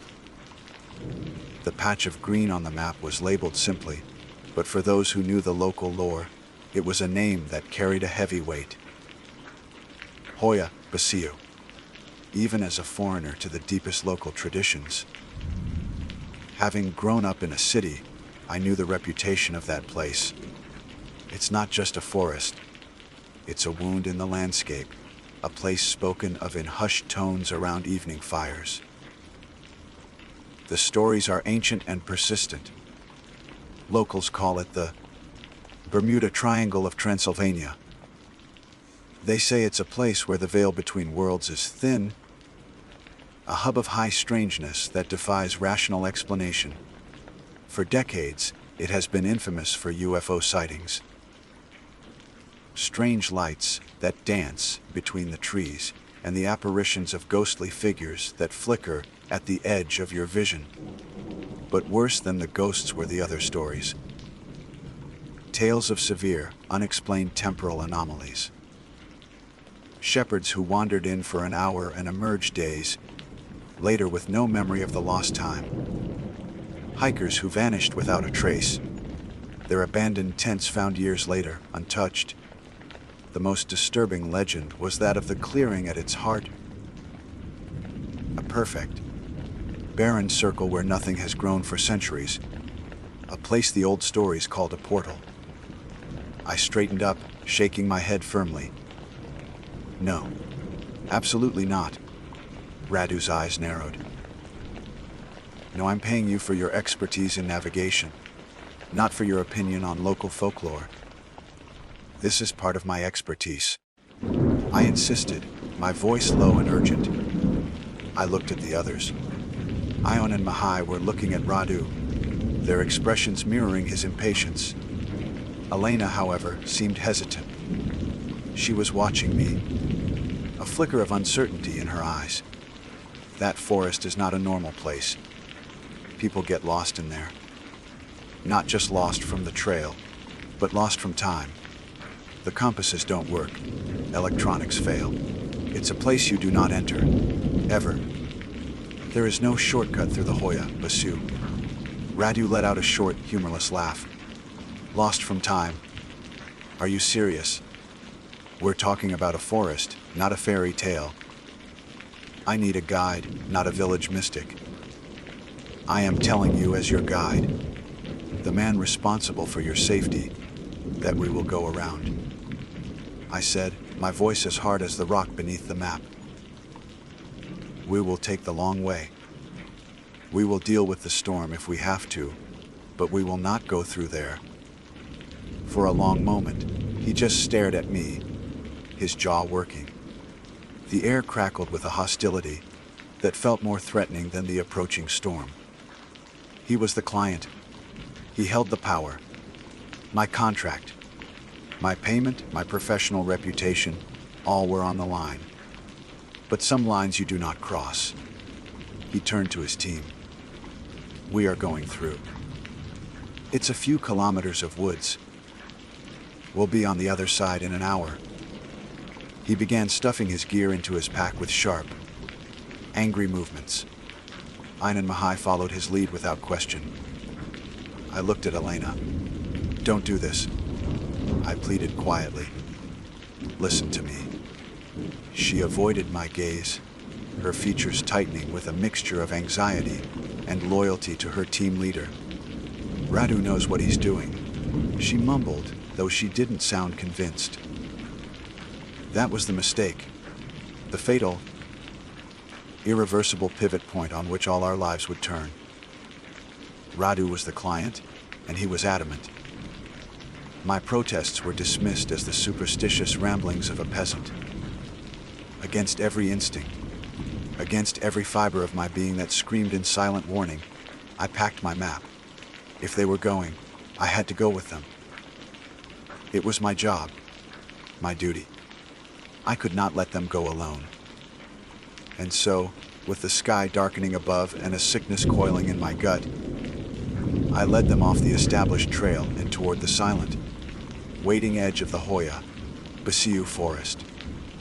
The moment we stepped under the canopy of the Hoya, Basu, the world changed. It wasn't a gradual transition. It was as if we had walked through an invisible doorway into another realm. The air, which had been crisp with the promise of the coming storm, suddenly became thick, heavy, and stagnant like the air in a sealed tomb. It pressed in on us, filling our lungs with a cloying weight. The sounds of the outer world, the sighing of the wind in the distant peaks, the chirping of a hardy finch, the rustle of our own movements, were instantly extinguished. A profound and unnatural silence descended, a silence so absolute it felt like a physical presence. It wasn't the peaceful quiet of a deep forest.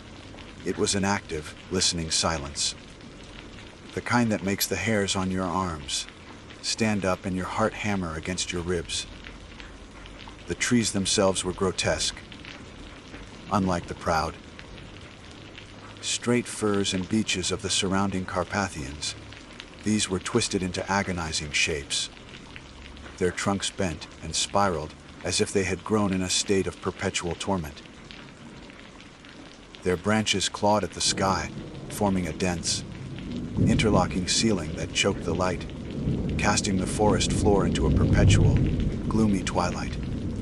There were no signs of life, no bird calls, no scurrying of squirrels, not even the drone of an insect. The rich, loamy smell of the forest floor was replaced by a sterile, metallic scent, like ozone after a lightning strike. I pulled out my compass, a reliable Silva model that had been my trusted companion for 2 decades. The needle, instead of pointing north, was spinning lazily in a circle, utterly useless. I tapped it against my palm, a futile gesture. "My compass is dead," I announced, my voice sounding unnervingly loud in the oppressive stillness. Radu, a few paces ahead, stopped and turned, an annoyed frown creasing his brow. He pulled out his own high-tech digital compass. He stared at its blank screen. Mine too. And the GPS is gone. He shook his phone. No signal, nothing. "I told you this would happen," I said, my voice low. "This place interferes with things. It's a magnetic anomaly." Radu snapped, his arrogance a shield against the creeping unease. "Probably a large iron deposit underground. It's a scientific phenomenon, not a curse. We don't need a compass. We just need to keep heading west. The sun is that way." He pointed vaguely through the gnarled trees, but the canopy was so thick that the direction of the sun was impossible to determine. As we pushed deeper, the wrongness of the place began to work on us in more insidious ways. A wave of collective nausea washed over our group, a queasy, disorienting feeling that settled deep in the gut. It was accompanied by a spike of raw, irrational anxiety. It wasn't the logical fear of being lost. It was a primal dread, a sense that we were being watched by something unseen and malevolent. The effect on the team was palpable. Ayn and Mihai, Radu's loyal lieutenants, grew sullen and irritable, snapping at each other over trivial things like the placement of a footstep or the rustle of a backpack. Elena, who had seemed merely hesitant before, was now pale and withdrawn. She kept casting frightened glances into the deep shadows between the trees, her hand never far from the small cross she wore around her neck. Only Radu seemed immune, or perhaps he simply refused to acknowledge it. His frustration at the forest's defiance manifested as a kind of aggressive energy. He pushed the pace relentlessly, crashing through the undergrowth as if he could physically beat the woods into submission. His every movement was an act of war, against the suffocating silence and the disorienting landscape. He was a man whose entire life was built on control. And here, for the first time, he was in a place that refused to be controlled. It was making him reckless. We walked for what felt like hours, though it was impossible to be sure. Time itself seemed to have become distorted, stretching and compressing in unpredictable ways. The twilight under the trees never changed, creating a sense of endless, monotonous limbo. My own senses, usually so attuned to the rhythms of the wild, were in chaos. I felt utterly lost, a feeling I hadn't experienced since I was a child. My role as a guide had been stripped from me. I was as blind as the others, a prisoner of Radu's stubborn pride. It was Radu who found it. He broke through a final, dense thicket of twisted thorns and stopped dead, so abruptly that Mihai, following close behind, stumbled into him. I pushed forward to see what had halted our frantic pace. And then I saw it, and the cold dread in my stomach solidified into a knot of pure ice. We were standing at the edge of a clearing. It was a perfect circle, about 100 feet across. The geometry of it was jarringly, unnaturally precise, as if drawn by a giant compass. Within the perimeter of that circle, the ground was completely bare. Not a single tree, not a shrub, not a blade of grass grew on the pale, packed earth. It was a sterile, dead wound in the heart of the already sick forest. Outside the circle's edge, the twisted trees grew in a dense, unbroken wall, their branches seeming to recoil from the empty space. The silence here was different. It was deeper, heavier, a void that seemed to absorb all thought and sound.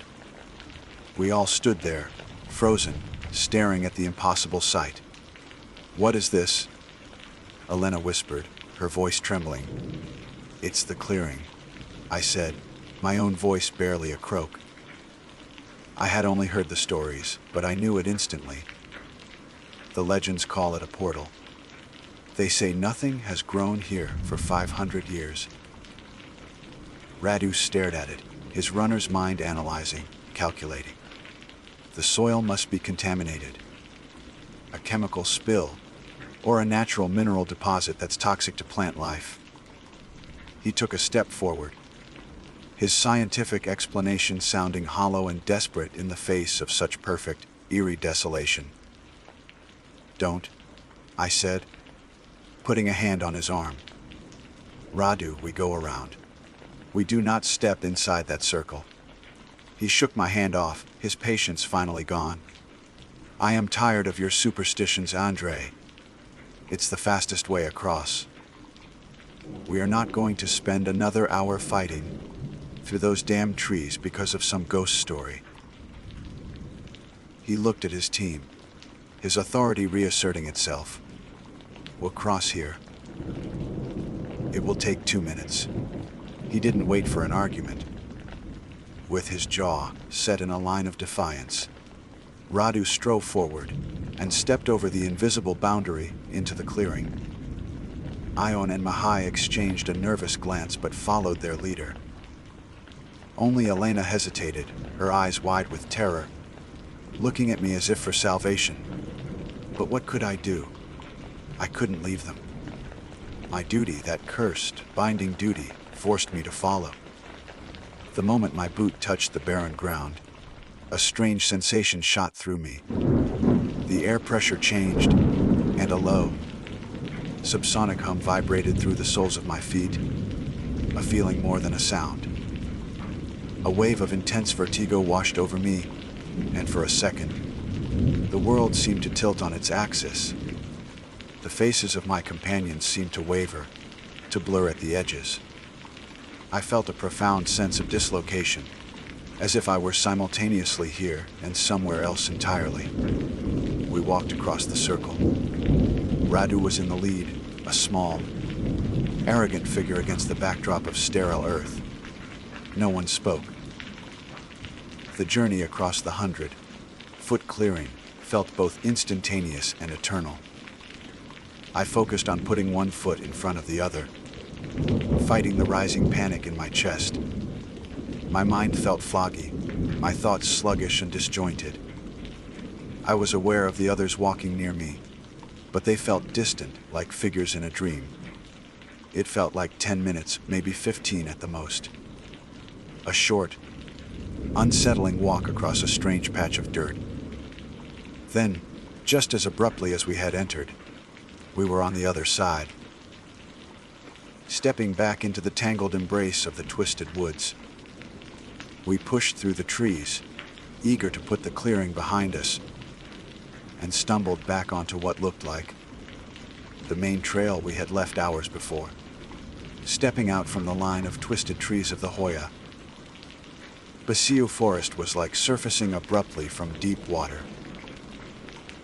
The sounds of the world rushed in with shocking violence. The whistle of the wind in the high peaks returned. The crunch of dry leaves under our boots was startlingly loud.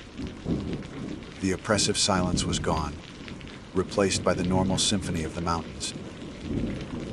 But instead of relief, I felt a profound disorientation, like a man woken from a nightmare who can still feel its terror clinging to him. We stumbled back onto the trail we had left hours before. It was there, solid and real. A packed earth ribbon winding its way along the mountainside. "See," Radu said, his voice hoarse but laced with its familiar arrogance. "A shortcut. We made it. I told you there wasn't to be afraid of." Ion and Mahai nodded in agreement, though their faces were still pale with strain. Alina said nothing, her hand still clutching the cross at her neck, as if it were the last anchor protecting her from the darkness we had just walked through. But as they began to relax, a powerful sense of wrongness was screaming inside me. It was the guide's instinct, an alarm bell clanging wildly in my head. Something was terribly wrong. It was the light. When we entered the forest, the sun should have been near its zenith, a bright white, midday light. Now, the light filtering through the trees was a deep, slanted gold.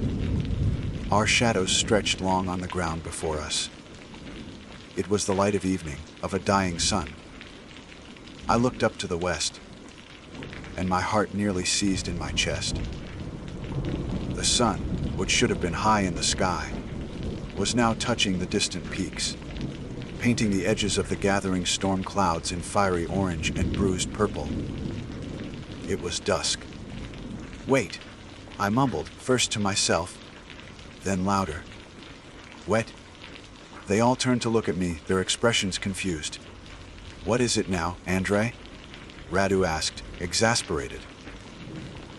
"Don't tell me you're going to start with the folk tales again." "The sun," I said, pointing a trembling hand to the west. "Look at the sun. It should be high in the sky. It's evening." They followed my gaze, and a new silence fell. But this time it was not the unnatural silence of the forest. It was a silence born of utter, disbelieving confusion. They looked at the sun, then at each other, Radu's confidence finally beginning to fray at the edges.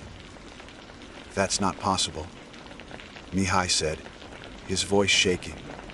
"We were only in there for a little while. We must have gotten turned around." Radu rationalized, but the words sounded flimsy even to his own ears. The forest was disorienting. We were in there longer than we thought. I looked down at my watch. It was an old, hand-wound analog piece, a gift from my grandfather that had never failed me in my life. But the hands were motionless. They were frozen at 12:45, the exact time I had last checked before we entered the Hoya, Basu. My watch stopped. I said, my voice a thin whisper. It stopped when we went in. The horror began to creep in then. Not a sudden shock, but a slow, creeping, incomprehensible dread. Elena was the first to pull out her phone. The screen flickered a few times before coming to life. She stared at it, her eyes widening in horror. Her mouth opened, but no sound came out. She just held the phone out to me with a trembling hand. I took it and looked at the screen. The time read 6:32 p.m., which matched the setting sun. But it was the date below it that made my blood run cold. It was no longer Tuesday. It was Friday. 3 days. 3 days had passed. The terrible truth hit us like a physical blow. We hadn't been in the forest for 15 minutes, or even a few hours. We had been gone for 3 entire days. Our only memory was of walking across that barren clearing. But time in the outside world had marched on without us. The nausea I'd felt in the forest returned, 10 times stronger. It was a cognitive vertigo, the feeling that the very fabric of reality had torn apart. Ayn and Mahai scrambled for their own phones, and the result was the same. Friday. They looked at each other in raw, primal fear, their athletic arrogance stripped away, leaving only the fragile shells of men confronted by the impossible. We had all lost something in that clearing. We had lost 3 days of our lives in a 15-minute walk. But Radu had lost more. While the others were locked in their horrified trance, I noticed Radu had gone silent. He wasn't cursing or trying to find a scientific explanation. He was just standing there, his back to us, staring back into the forest we had just escaped. Radu, I called softly. He didn't respond. I walked toward him cautiously, placing a hand on his shoulder. Radu, are you okay? He turned slowly, and a scream caught in my throat. The man standing before me was not the Radu I knew. Not the fit, arrogant athlete in his late 30s, brimming with confidence and ambition. The man standing before me was old. His hair, once dark brown, was now stark white, the color of fresh snow. His face, once taut, was now a roadmap of deep, intricate wrinkles. His skin was slack and spotted, like old parchment. His eyes, dear God, his eyes, they were sunken into dark, hollowed sockets, and within them was a terror so profound it was bottomless, as if he had stared into the heart of madness. And it had stared back. He had aged decades in those few minutes in the clearing. He tried to speak, but only a choked, rattling sound came from his trembling lips. His body was racked with uncontrollable tremors, his mind shattered by whatever he had seen or experienced in the place where time had consumed him. Ayn, Mihai, and Elena saw him then, and Elena's scream echoed through the quiet valley.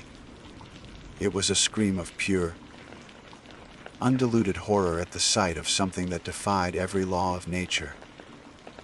It was then that I understood. The true horror of the Hoya, Basu, wasn't the ghosts or the UFOs or the portals. Those legends were just the shadows cast by a more terrible truth. The truth was that in that place, time itself is the predator. It is a ravenous, living thing, and in that barren clearing at its heart, it had found its prey. It had tasted Radu's hubris and his arrogance, and it had feasted on decades of his life, leaving behind only the broken, withered husk of the man he used to be. My name is Cole. For the better part of 20 years, I've made my living as a guide, taking people into the deep, untamed mountains of the Pacific Northwest. These aren't the manicured trails of a national park. This is something else entirely. This is a world of ancient Douglas firs that claw at a perpetually gray sky, of canyons so deep the sun never touches their floors, and of a silence that is heavier and more profound than any sound. I've always believed that when you step into these woods, you are stepping into a place that operates on rules far older than mankind. You are a guest, and you are expected to behave with respect. Forget that even for a moment, and the mountains will remind you of your place. It's a lesson I've seen taught before, but never so brutally as the time I took Robert Sterling and his son, Ben, on their first real hunt. Robert was a man forged in boardrooms and accustomed to bending the world to his will. He was tall, with a stern, clean, shaven jaw and eyes that seemed to assess everything for its value and utility. His gear was top of the line, brand new, and utterly spotless, looking as out of place in the rugged wilderness as a tuxedo at a lumberjack competition. He spoke with a clipped, impatient authority, and he looked at the sprawling, indifferent mountains not with awe, but with the grim determination of a man facing a hostile corporate takeover. He was here to conquer, to extract a trophy, and to move on. Ben was a different story altogether. He was a good kid, maybe 19 or 20, with a quiet demeanor and his father's features, softened by a layer of youthful uncertainty. He was drowning in the shadow of his father. Every action he took was followed by a quick, hopeful glance at Robert, a silent plea for a nod of approval that rarely came. His rifle, a magnificent 30-06 with a polished walnut stock, was clearly a gift from his father, but he held it with the awkwardness of a borrowed tool. It wasn't an extension of his will. It was a burden, a heavy, physical manifestation of his father's expectations.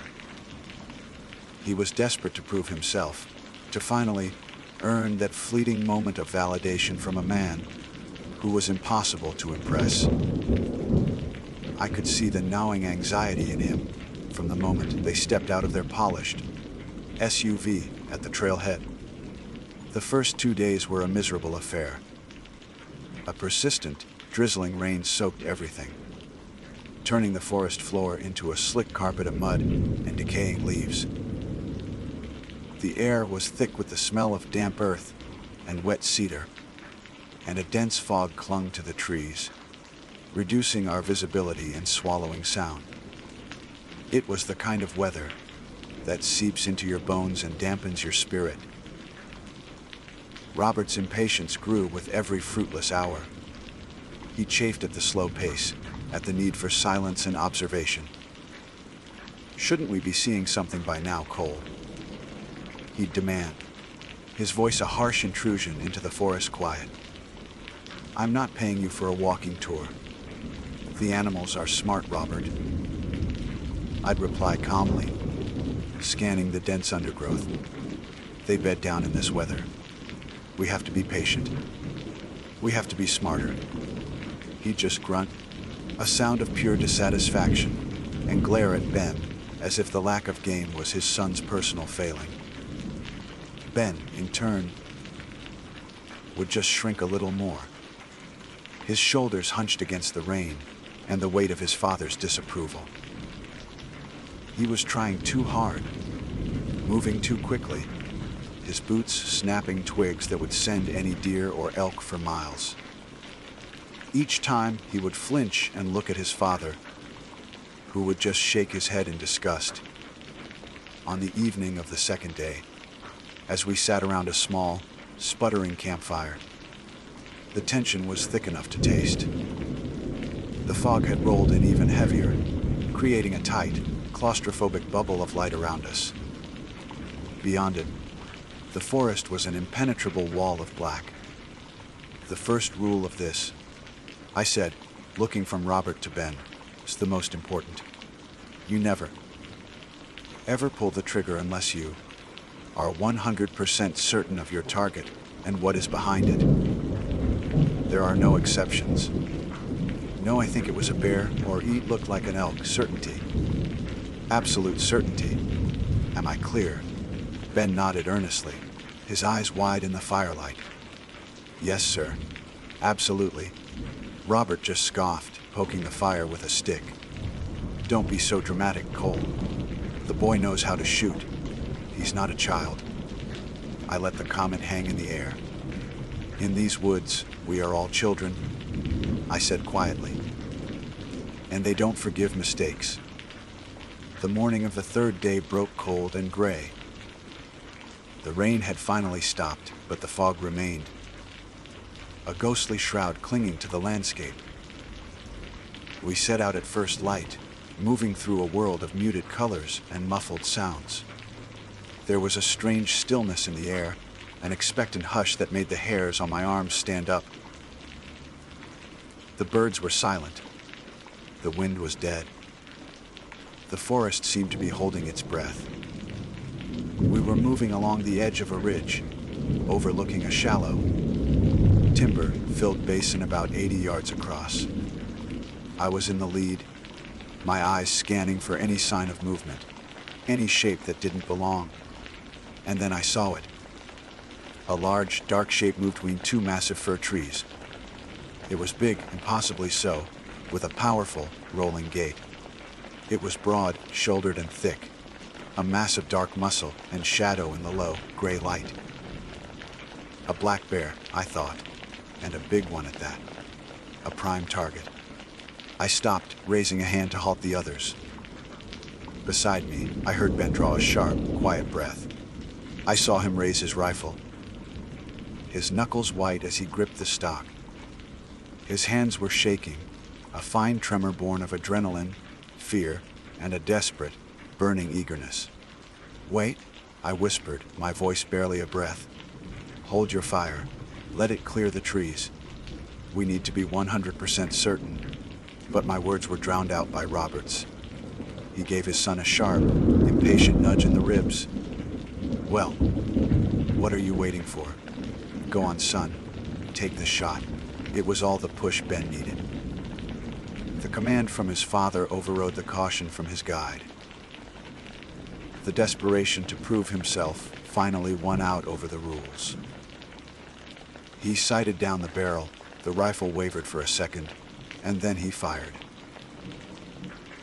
The crack of the rifle was deafening in the morning stillness, a violent explosion that ripped through the fog and echoed off the distant peaks. I saw the dark shape flinch violently, a clear sign of a solid hit. For a split second, there was a sense of triumph, the culmination of a long and difficult hunt. But the sound that tore through the forest in response was not the guttural roar of an enraged bear or the bellow of a wounded elk. It was a scream. It was a deep, guttural, shockingly human, like scream of pure, unadulterated agony and surprise. It was a sound of such profound, intelligent pain that it bypassed the ears and punched straight into the soul. It was the sound of a murder, a cold, heavy dread, colder than any mountain rain, washed over me. The forest, which had been holding its breath, now felt like it was watching us with a million unseen eyes. The hunt was over. Something else was about to begin.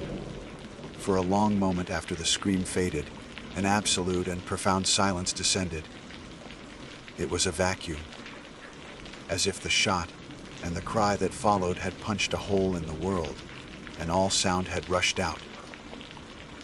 The fog seemed to press in on us, cold and damp, muffling the very beat of my heart.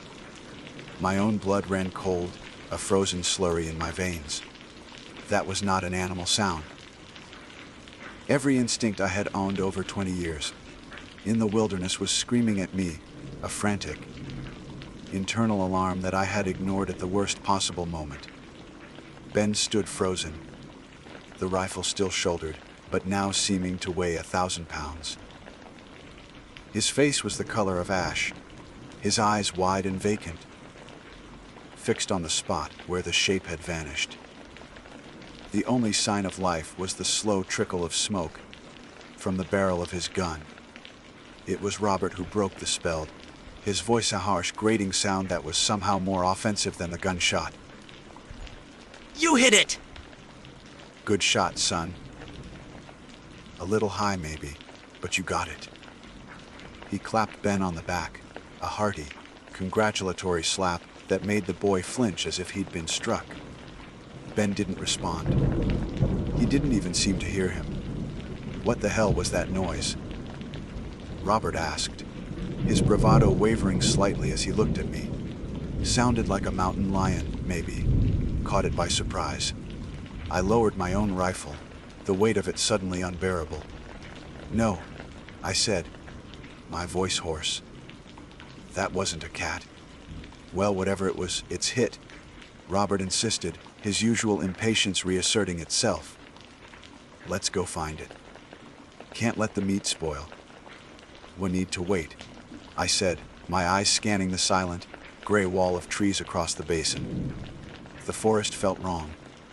It wasn't just quiet, it was watchful. The feeling of being a guest had evaporated. Now, I felt like an intruder, a trespasser caught in the act. Something isn't right. What are you talking about? Robert snapped. The boy made a kill. His first real trophy. We're going to track it. He started forward, pushing through the wet ferns. I wanted to stop him. I wanted to tell him to forget the kill, to pack up our gear and walk out of these woods without looking back. But I couldn't articulate the dread that was coiling in my gut. What could I say? That I was spooked by a scream, that the woods felt angry. He would have laughed me out of the state. Reluctantly, with a sense of impending doom so heavy it felt like physical weight on my shoulders, I followed him. Ben trailed behind us like a ghost, his feet shuffling, his eyes still locked in a state of shock. The blood trail was not hard to find. It started at the base of a massive cedar. Great, heavy splatters of dark, arterial red soaking the moss and ferns. The color was right for a lung shot, but the sheer volume of it was staggering. Whatever Ben had hit was bleeding out and fast. But it was the tracks that stopped me cold. They weren't the familiar, clawed prints of a black bear. They were huge, 5-toed footprints, pressed deep into the soft earth. They looked unnervingly, impossibly like the prints of a giant man. Robert stared down at them, a frown creasing his brow. What in God's name? He muttered. Some kind of deformity, a birth defect. He was trying to rationalize it, to fit this impossible evidence into his ordered world. I didn't answer. I just looked at the track, at the clear impression of a heel, an arch, and 5 distinct toes. I had spent my life in these mountains. I had seen the tracks of every creature that walked, crawled, or slithered through them. I had never seen anything like this. We followed the trail for another 50 yards. The path of the wounded creature was obvious. It had crashed through the undergrowth, breaking thick branches and leaving a wake of destruction. The blood was everywhere, painting the green ferns of a grim, shocking crimson. The trail led us into a small, secluded clearing, a pocket of mossy ground surrounded by ancient, silent trees. And there it was.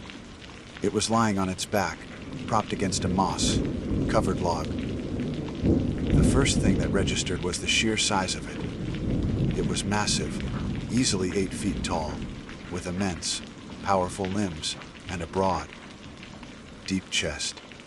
Its body was covered in a coat of thick, shaggy hair, the color of dark, wet earth matted and stained with blood. But it was not a bear. It was a bipedal, ape-like creature whose form was shockingly, horribly familiar.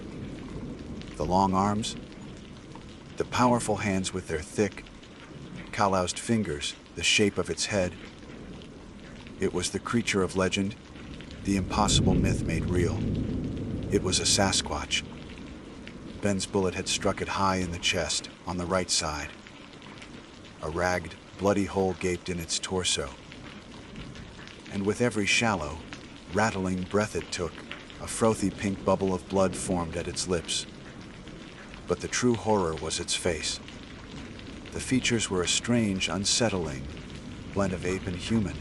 It had a low, sloping brow and a wide, flat nose, but its eyes were dark, intelligent, and filled with a profound and terrible suffering. As we stood there, frozen in a mixture of awe and terror, its eyes found ours. There was no animalistic rage in them, no simple pain. There was surprise. There was betrayal. There was a deep, soul-shattering sadness. It looked at us, and we saw ourselves reflected in its dying gaze. We had just enough time to register the full, stomach-turning horror of what we had done when the forest changed. It happened in an instant. The faint, ambient hum of the wilderness, the whisper of wind, the distant chatter of a squirrel, the buzz of insects, simply ceased. It was as if a switch had been thrown, plunging the world into an absolute, suffocating stillness. The air grew heavy, thick with a palpable and immense pressure. It was a watchful silence, a grieving silence, an angry silence, and then we heard them. It started with the snap of a thick branch to our left, a sound as loud as a gunshot in the dead air. I spun around, raising my rifle, my heart hammering against my ribs. I saw nothing but the dense, fog-shrouded trees. Then came a low, mournful cry from our right, a sound of such deep and resonant sorrow that it raised the hair on my neck. It was answered almost immediately by an angry, guttural hoot from behind us, a sound of pure, undiluted rage. Heavy bodies were moving through the brush, circling the clearing. They weren't trying to be quiet. They wanted us to hear them. A large rock the size of a man's head arched through the air from somewhere deep in the trees and smashed into the ground, just feet from where Robert stood, showering him with dirt and moss. He cried out in alarm, stumbling backward. My mind, reeling from the impossible sight of the dying creature, finally grasped the full, terrible truth. We hadn't just killed a cryptid. We hadn't just bagged some legendary beast. We had committed murder in front of its family. The sounds echoing around us were not the calls of animals. They were the cries of grief, the shouts of rage, the communication of intelligent, calculating beings. The dying Sasquatch on the ground let out one last, soft sigh, a final, shuddering exhalation of breath. Its eyes, which had been locked on us, glazed over. The life went out of them. And in that same moment, the mournful cries from the woods stopped, replaced by a chorus of deep, threatening growls that seemed to come from all directions at once. We were no longer the hunters. We were trespassers. We were murderers. And we were surrounded. The cold dread I had felt earlier was gone, replaced by the hot, sharp certainty of mortal terror. We were the prey now, and the hunt had just begun. The chorus of growls that rose from the tree line was not the sound of simple beasts. It was a wave of pure, coordinated malice, a deep, resonant vibration that I felt in the fillings of my teeth and the marrow of my bones. The air, already thick with fog, became charged with a suffocating, electric menace. We were standing in the center of a circle, and the circle was closing. Get back to back, I yelled, my voice cracking. The command was pure instinct, a desperate attempt to impose some form of order on the spiraling chaos. Rifles up. Don't fire unless you see a clear target.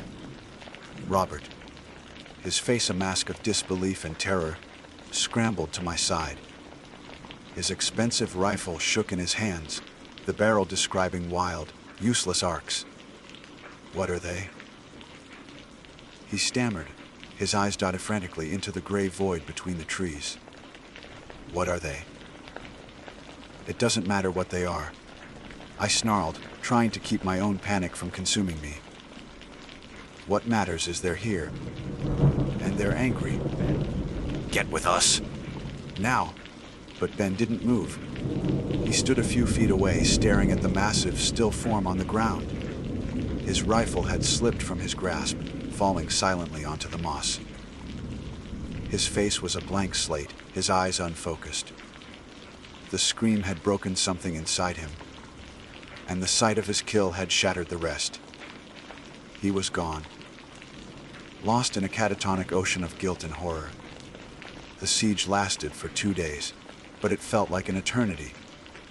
They were intelligent. That was the most terrifying part. They didn't rush us in a blind, furious wave. A simple, brutish attack would have been a mercy. This was something else. This was a punishment drawn out and meticulously crafted to break not just our bodies, but our minds. They were hunting us not with simple malice, but with a cold, calculated, and deeply personal fury. The first phase of their assault was psychological. They used the forest as their instrument. A sudden, deafening crack as a tree-sized log was snapped in half just out of sight. The sound of immense, heavy bodies running parallel to the clearing, always hidden by the fog, their footsteps shaking the very ground beneath our feet. And the rocks, they began to rain down on our small camp.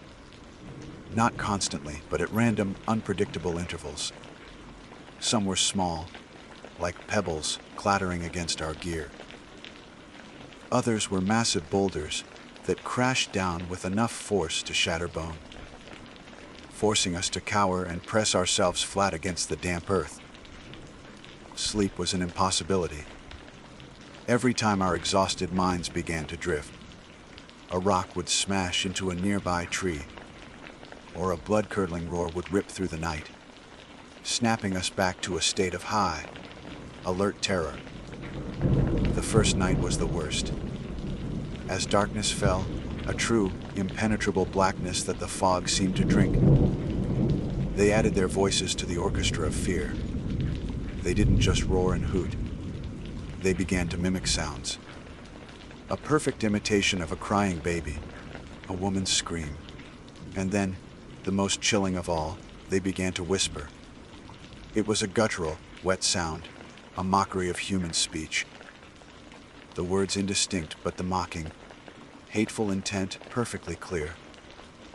They were just beyond the reach of our small, sputtering campfire. A circle of immense, dark shapes moving in the periphery, their eyes occasionally catching the light, twin points of burning, intelligent orange. By the dawn of the second day, we were broken shells of men. Robert's arrogance had been stripped away, layer by layer, leaving behind a raw, primal fear. He wept openly, muttering to himself, his eyes wide and bloodshot. He had tried to rationalize it, to bargain with a universe that had suddenly revealed its terrifying, impossible depths. But there was no room for logic here. Ben remained a statue. He hadn't eaten, drunk, or spoken a single word. He just sat, his back against a log, his vacant eyes fixed on the body of the Sasquatch. Sometime during the night, one of the creatures had crept into the clearing. A feat of impossible stealth for something so large, and had gently folded the dead one's arms across its chest. A gesture of such profound and tender grief that was more terrifying than any display of rage. They were not monsters. They were people, and we were the monsters. The end began in the late afternoon of the second day. The psychological torment stopped. The rocks ceased falling. The roars and whispers died away. A new, more terrifying silence descended. It was the silence of a predator that has finished playing with its food. Robert couldn't take it. The silence was worse than the noise. It was the sound of a final decision having been made. "I can't do this anymore," he whispered, his voice thin and reedy. I'm making a run for it. They can't catch all of us. Robert, no. I screamed, grabbing for his arm. Stay here! It's what they want! But he was beyond reason. With a wild cry, he scrambled to his feet and bolted, running blindly for the tree line. He didn't get 10 feet. A shape, darker than the fog, impossibly fast, erupted from the trees. It was a giant, a creature of nightmare, all muscle and matted hair. It didn't make a sound. It simply raised a massive arm and swatted Robert out of the air like he was an insect. There was a sickening crunch of breaking bone, and Robert fell in a heap. Before I could even raise my rifle, the creature was on him, grabbing him by the ankle and dragging him, screaming and thrashing, back into the impenetrable darkness of the forest. His screams were cut off abruptly, a final, gurgling cry that was swallowed by the indifferent trees. And then there were two. The creatures came for Ben next. They didn't rush. 3 of them emerged from the fog, stepping into the clearing with a slow, deliberate, almost solemn pace. They were huge, each one a tower of power and grief. They ignored me completely, their dark, sorrowful eyes fixed on the catatonic boy. Ben didn't scream or struggle. He simply looked up as the largest of the creatures, its face a mask of profound sadness, knelt before him. He tilted his head back, closed his eyes, and waited. He accepted his judgment. They took him one on each arm and led him away into the fog, back into the heart of their grieving family. They didn't kill him in front of me. His fate was a private matter. I was left alone in the clearing with the dead. I stood there for an hour, maybe 2, my mind a complete blank, waiting for them to come back for me. But they never did. The silence that returned was different. It was no longer menacing. It was empty. The show was over. I finally understood. They didn't want me dead. They had let me live for a reason. They wanted a witness. They wanted the story told. They wanted the world to know what happens when you trespass, when you kill without reason, when you mistake a person for a beast. I stumbled out of those woods 3 days later, half mad from exhaustion and terror. I left everything behind, the gear, the rifles, the bodies. I walked until my feet were bloody stumps and the gray canopy of the forest finally gave way to the open sky. I still work as a guide, but I never go that deep anymore. Sometimes, on a quiet night when the wind is right, I think I can hear a low, mournful cry echoing from the distant peaks. It's a reminder of the price of arrogance, of the scream that shattered the morning, and of the intelligent, grieving eyes of the family I left behind.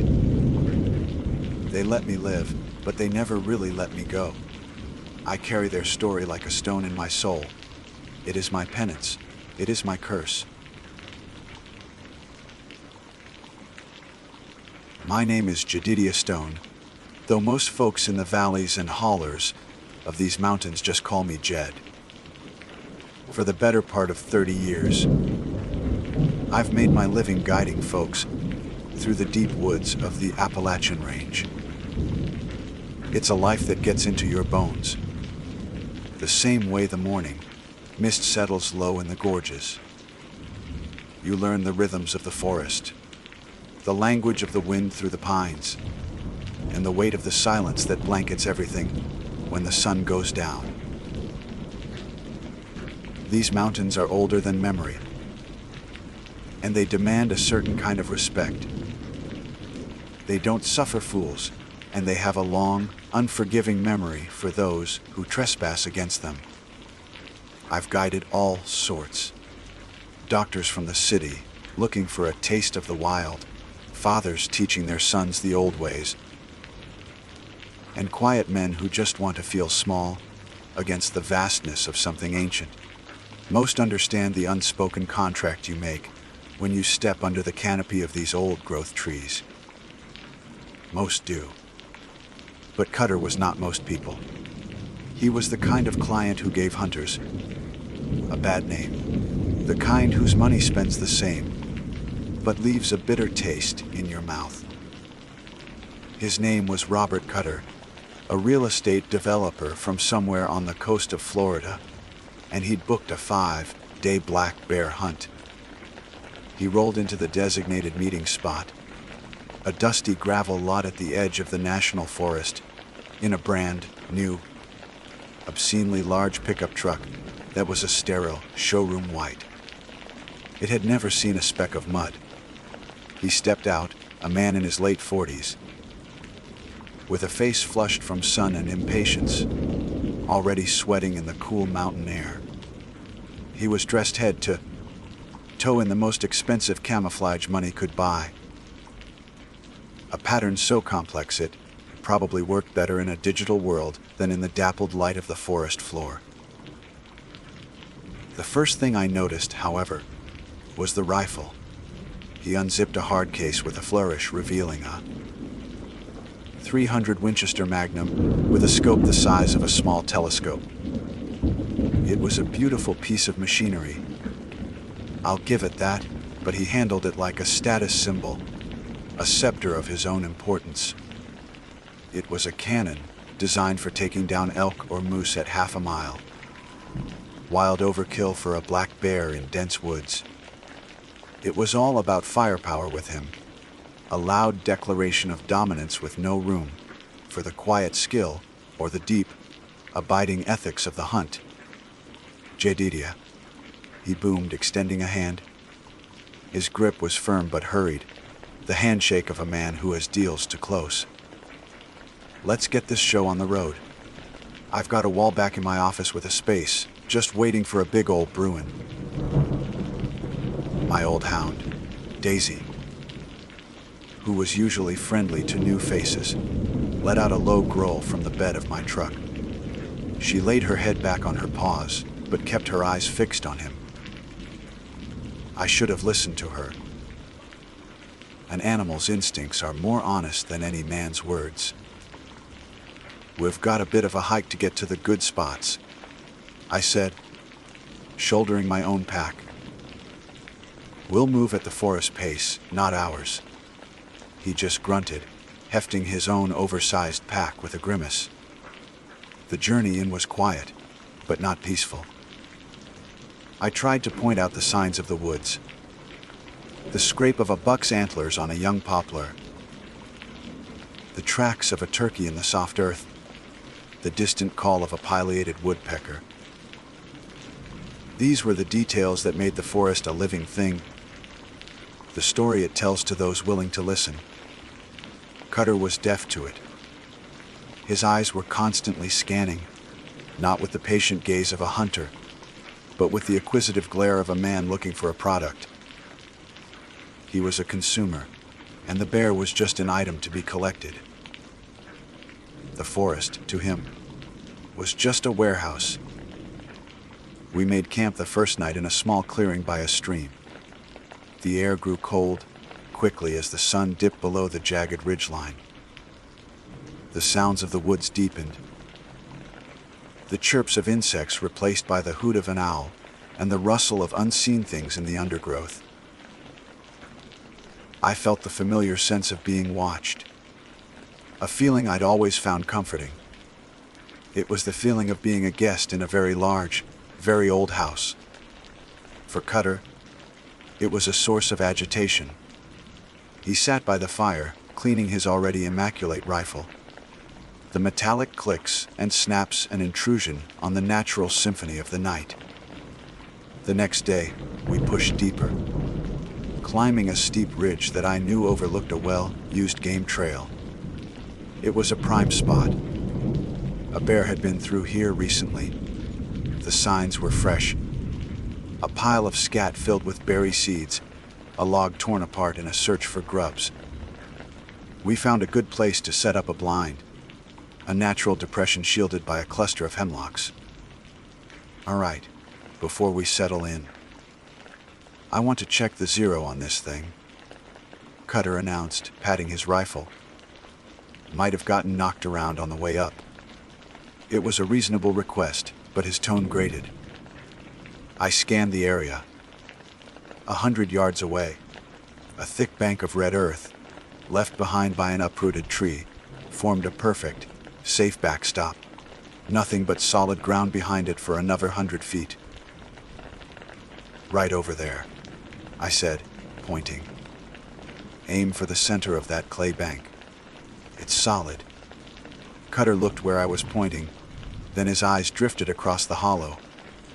Opposite us, a steep hillside was choked with a nearly impenetrable thicket of rhododendron, their waxy green leaves forming a solid wall. It was a beautiful, wild sight, but my blood ran cold when I saw him eyeing it. "Now that'll do," he said, gesturing with his rifle barrel toward the thicket. "No," I said, my voice firmer than I'd intended. "Absolutely not. You never, ever fire unless you are 100% certain of what's behind your target. That's rule number 1. He laughed, a short, dismissive bark. "Relax, old-timer. What's going to be back there? It's a mountain." He was already raising the rifle to his shoulder, settling the stock against his cheek. The world seemed to narrow around him, his impatience a palpable force. "Cutter, don't," I warned, a knot of pure dread tightening in my stomach. He ignored me. The explosion of the .300 Win Mag was obscene in the quiet of the woods, a violent tearing of the piece. It echoed off the surrounding ridges, a sound of pure violation. The bullet ripped through the rhododendron leaves, a green spray erupting from the hillside. We heard it strike something on the other side, but the sound was wrong. It wasn't the wet, heavy thwack of a bullet burying itself in dirt, nor the solid thud of it hitting wood. It was a sharp, resonant crack. It was a sound like a femur snapping, like a piece of ancient, sun-baked pottery being struck by a hammer and shattering into 1,000 pieces. It was a sound that didn't belong here, a sound of breaking that felt older and more significant than just stone. The echo died, and a profound silence fell over the hollow. The birds went quiet. The wind ceased. It felt as if the entire forest was holding its breath, listening. My heart sank into my boots. That was the mistake. The one you don't come back from. A cold dread, slick and oily, washed over me. "We have to go see what you hit," I said, my voice barely a whisper. "Probably just a rock," Cutter scoffed, already ejecting the spent cartridge, the brass casing glinting as it fell to the forest floor. But even he looked unsettled, his bravado faltering in the face of that terrible, unnatural quiet. He had just shouted his arrogance into the heart of something ancient, and I had a terrible feeling that it had hurt him. Getting across the hollow felt like wading through thick molasses. The air, which moments before had been cool and crisp, now felt heavy and stagnant, clinging to my skin like a damp shroud. Every step I took seemed unnaturally loud in the profound silence that had fallen. The rustle of my own canvas pants, the snap of a twig under my boot, each sound was an offense against the dead quiet. Cutter followed behind me, his earlier bravado having evaporated completely, replaced by a sullen, nervous energy. He kept his rifle held tight across his chest, as if expecting an ambush, his eyes darting into the shadows that seemed to have deepened and stretched since he pulled the trigger. The forest was no longer a neutral space. It was an audience, and it was not pleased. Pushing through the rhododendron thicket was like breaking into a tomb. The leaves were thick and leathery, and we had to force our way through. The branches scraping at our clothes and skin. The air inside the thicket was even more still, and smelled of damp earth and something else. Something vaguely metallic and mineral, like old blood or rust. It was darker here, the sunlight struggling to pierce the dense canopy of leaves. And then we saw it. Hidden in a small, natural alcove, almost completely swallowed by moss and creeping vines, was what was left of a small, crude stone effigy. It had been carved from a single piece of dark, veined soapstone, and it wasn't much bigger than a child's torso. It was humanoid, but only just.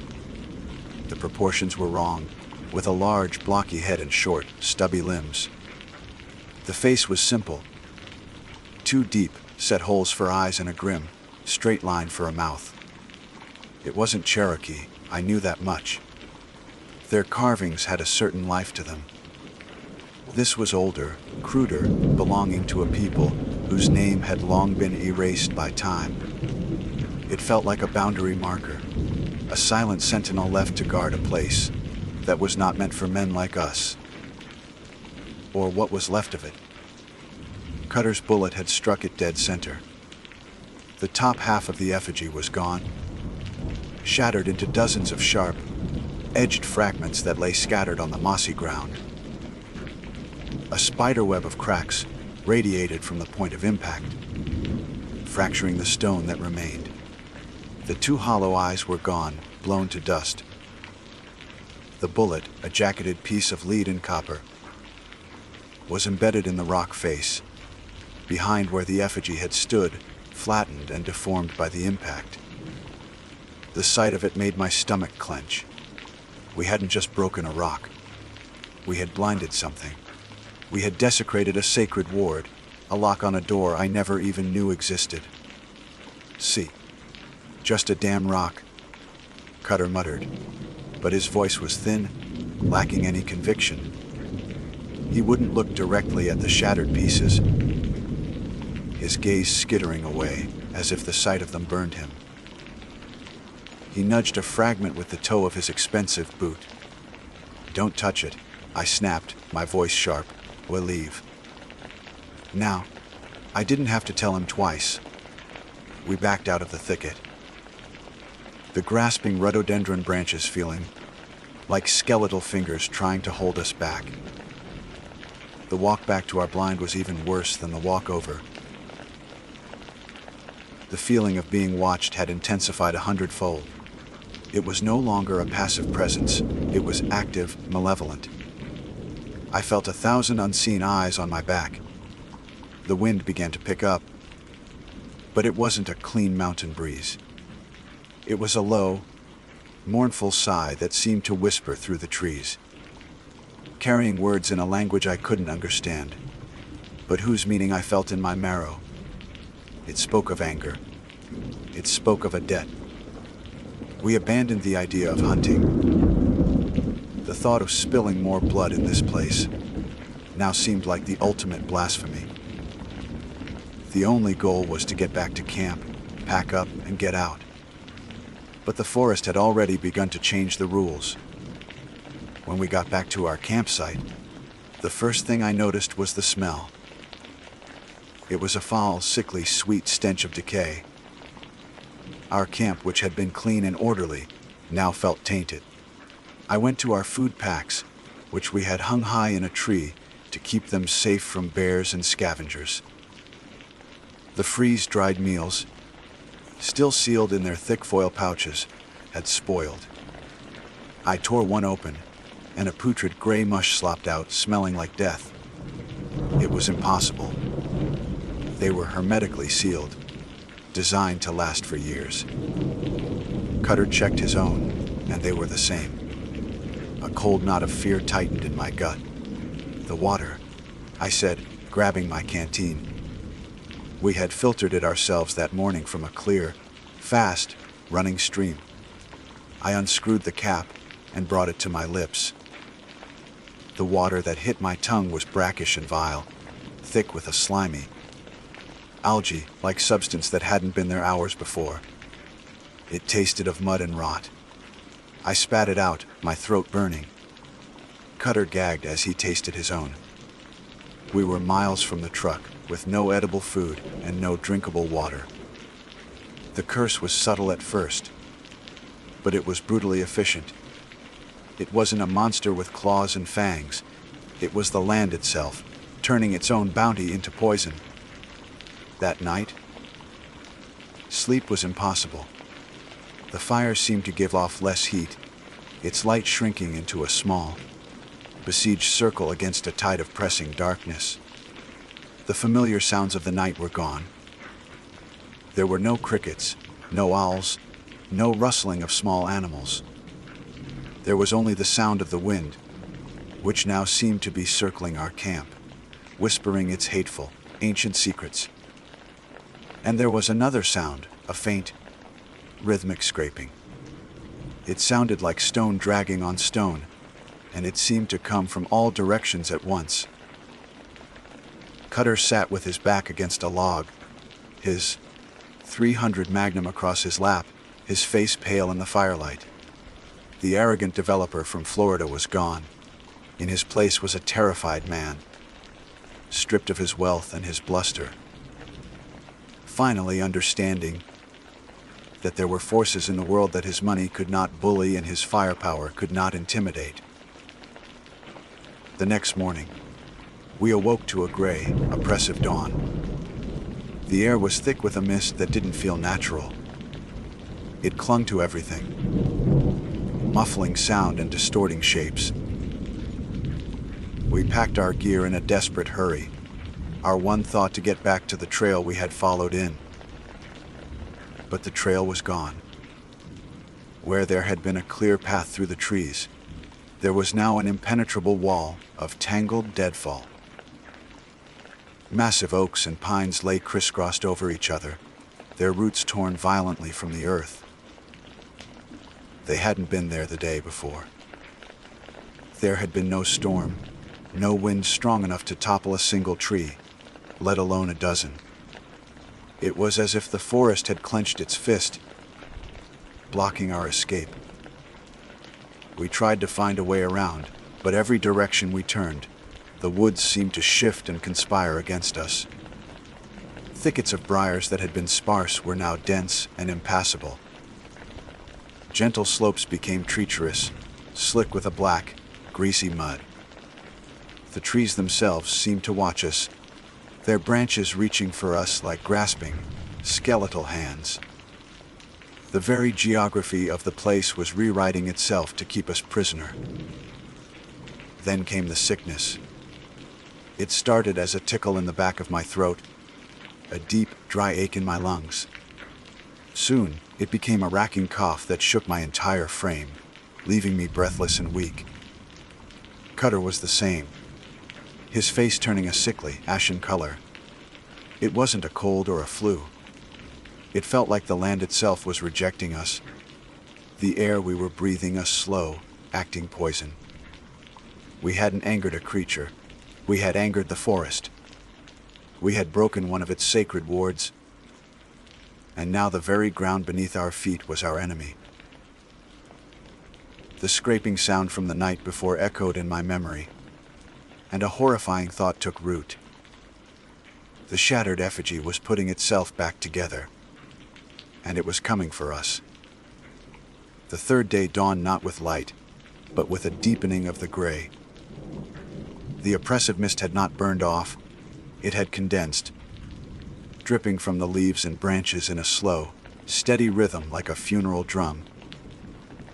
Every breath was a struggle, a thick, wet weight in my lungs that felt less like air and more like inhaling grave dirt.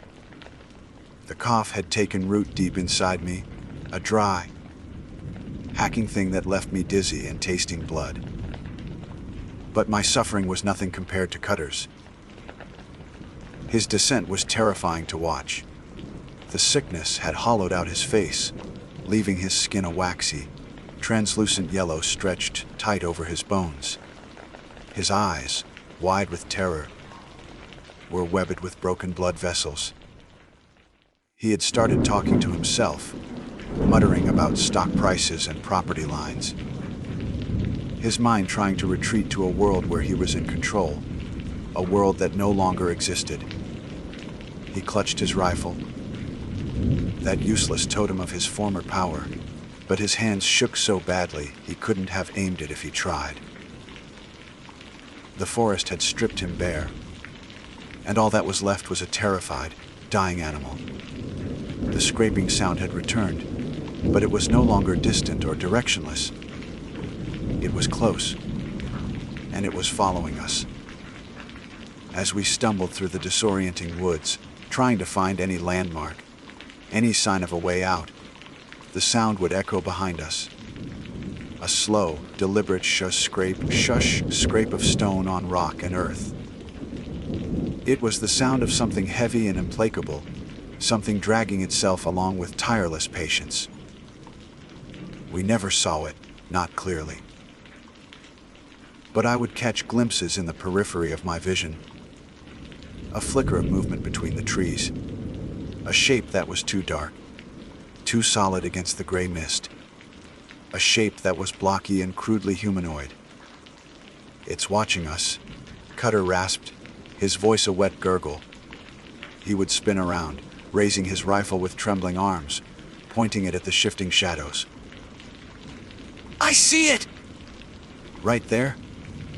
But there was nothing there, but the trees which seemed to lean in, their branches like a cage. His paranoia grew with every passing hour. He began to see the effigy's face in the patterns of the bark, in the shapes of the moss, covered rocks. He claimed it was whispering his name, promising him things, telling him secrets about the deals he had lost. The curse wasn't just killing him. It was dismantling him, body and soul. By midday, we were both so weak we could barely walk. Thirst was a living fire in our throats. I tried chewing on a piece of birch bark, but it was bitter and dry, offering no relief. My own thoughts were becoming muddy, the edges of my consciousness fraying. The forest was a labyrinth, a living, breathing entity that actively hated us. We were a poison it was trying to expel, and it was squeezing us to death. We collapsed at the base of a massive, ancient oak. Cutter was convulsing now, his coughs coming in violent, body-racking spasms. A thick, dark fluid, black as tar, was trickling from the corner of his mouth. The eyes, he choked out, staring at me, his own eyes wide with a final, horrifying lucidity. I blew out its eyes. It can't see, but it can hear us. And then the scraping stopped. The silence that followed was worse than the sound itself. It was a listening silence. A waiting silence. I strained my ears, hearing only the frantic pounding of my own heart and Cutter's ragged, wet breathing. I pushed myself up, my muscles screaming in protest, and peered into the mist, and I saw it.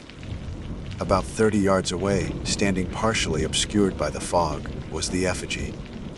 It was whole again. The shattered pieces had reformed, the cracks sealed with something that looked like dark, dried sap. But it was wrong. It was taller now. The proportions more stretched, more predatory. And where the two simple holes for its eyes had been, there were now two gaping, empty sockets that seemed to drink the light. Two voids of absolute blackness. It stood perfectly still, its blocky head tilted as if listening. It had heard Cutter's coughing fit. It knew where we were.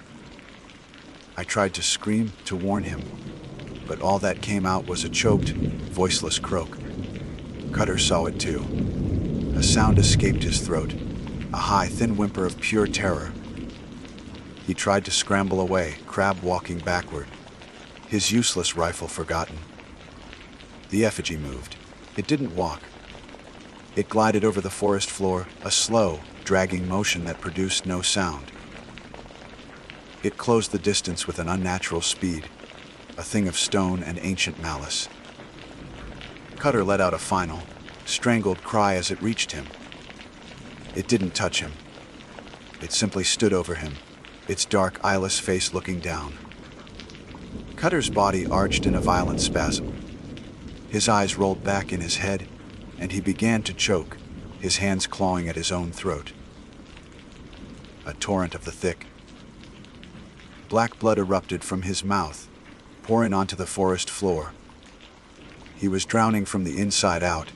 His own life fluid turned against him. His struggles weakened, his limbs twitched, and then he was still. The arrogant man from Florida lay dead in a pool of his own blood, his final price paid. The effigy stood over his body for a long moment, then its head slowly turned, its empty sockets fixing on me. I knew, with a certainty that went deeper than bone, that I was next. That knowledge broke through the sickness and the exhaustion. A primal, desperate need for survival surged through me. I didn't run. I crawled. I clawed my way over roots and rocks, through thorns and mud, away from that silent, watching thing. I didn't look back. I could feel its presence behind me, a cold spot in the air. But the scraping sound did not resume.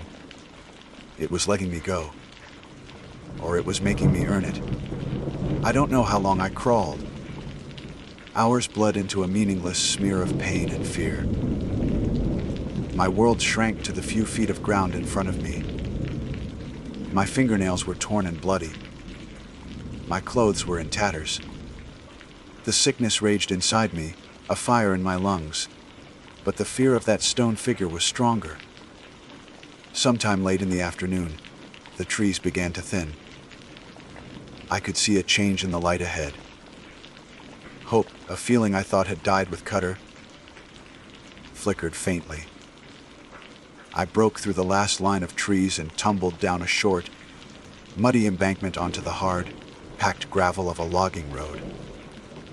The sight of it, a simple, man-made scar on the landscape, was the most beautiful thing I had ever seen. I lay there, half conscious, my body a wreck, and wept. I barely remember the loggers finding me. I remember a face peering down, a shouted voice, the feeling of being lifted. I woke up in a hospital, tubes in my arms and a mask over my face. The doctors said it was the worst case of pneumonia they had ever seen. They couldn't explain the speed of its onset, or the strange, black fluid they had pumped from my lungs. They couldn't diagnose the profound exhaustion that had settled into my very bones. I never guided again. I sold my gear, found a small cabin far from the deep woods, and tried to forget. But I can't. Some nights when the wind is low and the world is quiet, I can still hear it. A faint, rhythmic scraping like stone dragging on stone. I know the forest remembers me, and I know the price for one careless shot. We had broken a rule of a place that does not forgive. Cutter paid with his life. I paid with my peace. I survived, but I never truly escaped the mountain. My name is Ben Carter, and for the better part of 15 years, I've made my living guiding hunting trips deep into the Rocky Mountains. It's a solitary profession, one that demands a unique blend of respect and vigilance. You have to respect the raw, untamed power of the wilderness, but you must remain vigilant against the 1,000 ways it can kill you. Most of those ways are mundane. A sudden blizzard, a misplaced step on a loose rock, dehydration, or an encounter with a territorial bear. I've dealt with all of them. But there are other dangers in these mountains, older and stranger things that don't appear in any survival manual. Things you only learn about through hushed whispers, in remote taverns or from the wide, haunted eyes of a seasoned tracker who has seen something he can't explain. I've always been a practical man, grounded in the realities of tracking, wind patterns, and ballistics. But I've spent enough nights under these ancient, star-filled skies to know that not everything in this world is practical, and not every sound that echoes through the pines has a rational source. My client for the week was a man named Gary. He was the embodiment of a specific type of hunter I've come to dread. The seasoned veteran who believes his 30 years of experience have made him infallible. Gary was in his late 50s, with a face weathered by sun and wind, and a belly that strained against the buttons of his expensive camouflage jacket. He had the best gear money could buy, but it was all treated with a casual neglect that spoke volumes. He wasn't hiring me for my expertise. He was hiring me to handle the logistics, to do the heavy lifting, and to serve as an audience for his endless stories of past triumphs. He was competent enough in the basics of hunting, I'll give him that. But his competence was a thin veneer over a deep-seated laziness. And in the high country, laziness is a poison that seeps into your judgment, breeding a dangerous and often fatal complacency. It makes you cut corners. It makes you believe that, because a mistake hasn't killed you yet, it never will. We were hunting mule deer in the sprawling wilderness near Bailey, Colorado. It's a rugged, beautiful country of towering ponderosa pines, steep canyons, and meadows that can feel both serene and unnervingly exposed. The air is thin and crisp, carrying sounds for miles. Yet the dense forests can swallow a man whole, making him vanish just a few hundred feet from a trail. It's a place that feels ancient, and you get the sense that you are merely a temporary guest in a world that operates on a much longer, slower timescale. Gary was a proponent of hunting from a tree stand, a method that requires patience and, above all, a meticulous attention to safety. As we reached the spot I'd scouted, promising game trail winding through a stand of particularly massive ponderosas, he began to unpack his equipment. I was doing my standard pre-hunt check, a routine I insist on with every client, when he pulled out his safety harness. My stomach tightened the moment I saw it. It wasn't just old, it was an artifact. The nylon webbing, once a vibrant hunter's orange, had been bleached by countless hours of sun to a pale, sickly peach. It was covered in dark stains of indeterminate origin, and the fibers were visibly frayed along the edges, especially near the load-bearing points. The main buckle was a chunk of rusted steel, its surface pitted and corroded. It looked like something you'd dig up from a forgotten battlefield. I walked over, trying to keep my tone professional but firm. "Gary, you're not using that," I said, pointing at the harness in his hands. He looked at me, a flicker of annoyance in his eyes. "What's wrong with it?" "This old girl's been with me for years. Never let me down." I took it from his unresisting grip. The material felt brittle, lifeless. I could feel the grit of rust from the buckle on my fingertips. "This isn't a piece of gear, Gary. It's a death trap," I said, holding it up so the morning light illuminated the frayed strands. "The webbing is compromised. The UV damage alone has probably cut its strength in half. This buckle could shatter if you put a sudden load on it. Falls from tree stands are one of the most common and lethal accidents in this sport. It's not a risk worth taking."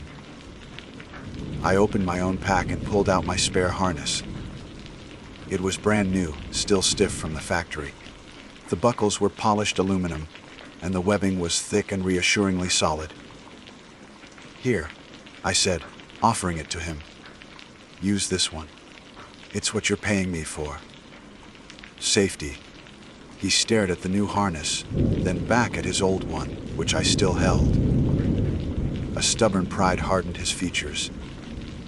He saw my concern not as professional diligence, but as an insult to his experience. A young guide telling a veteran how to do his job. "Don't need it," he grunted, snatching his frayed strap back from me. "I know my gear. You worry about your own setup." That was his mistake.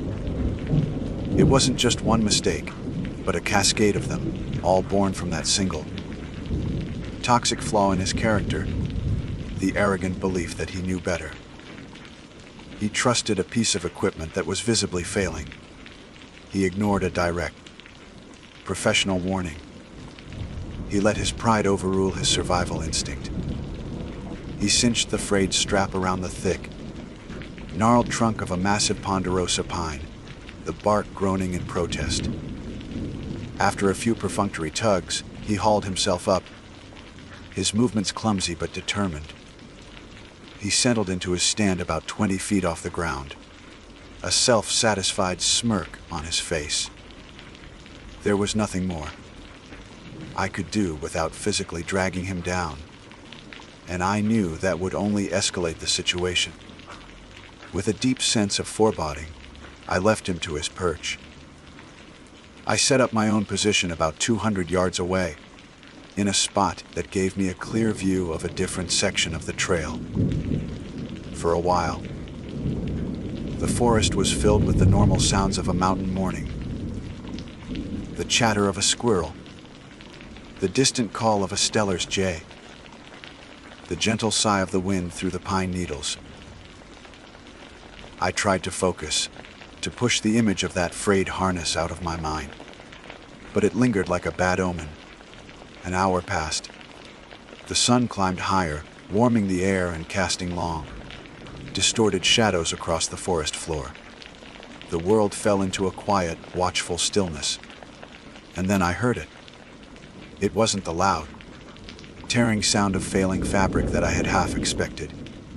It was a single, sharp, and unnervingly distinct snap. It was a clean, definitive sound, like a thick, dry branch being broken over a knee. It was followed by a short, surprised grunt from Gary's direction, a sound of shock, not of pain. There was no scream, no desperate cry for help, and more unnervingly, there was no thud. I froze, every muscle in my body tensed. My ears strained, waiting for the sound that had to follow the crash of a body, plowing through the lower branches. The final, sickening impact as 200 pounds of man and gear met the unyielding earth. But there was nothing. The snap and the grunt were swallowed by a profound, absolute silence. The forest didn't just seem quiet, it felt empty, as if the sound itself had been erased from existence. A man doesn't fall 20 feet without making a sound. It's a law of physics. The horror of that moment was not in what I heard, but in what I didn't. My heart began to pound against my ribs, a frantic drumbeat in the deafening silence. "Gary," I called out, my voice sounding thin and weak. No answer. "Gary," I shouted, louder this time, a tremor of panic creeping in. Only the wind replied, whispering secrets through the ancient pines. I scrambled to my feet, my rifle forgotten. My mind was racing, but it couldn't assemble the pieces. The snap, the grunt, the silence. It didn't make sense. I started running toward his position, the soft pine needles cushioning my frantic footsteps, a cold, terrifying dread blooming in my chest. I was running to help a man who had fallen.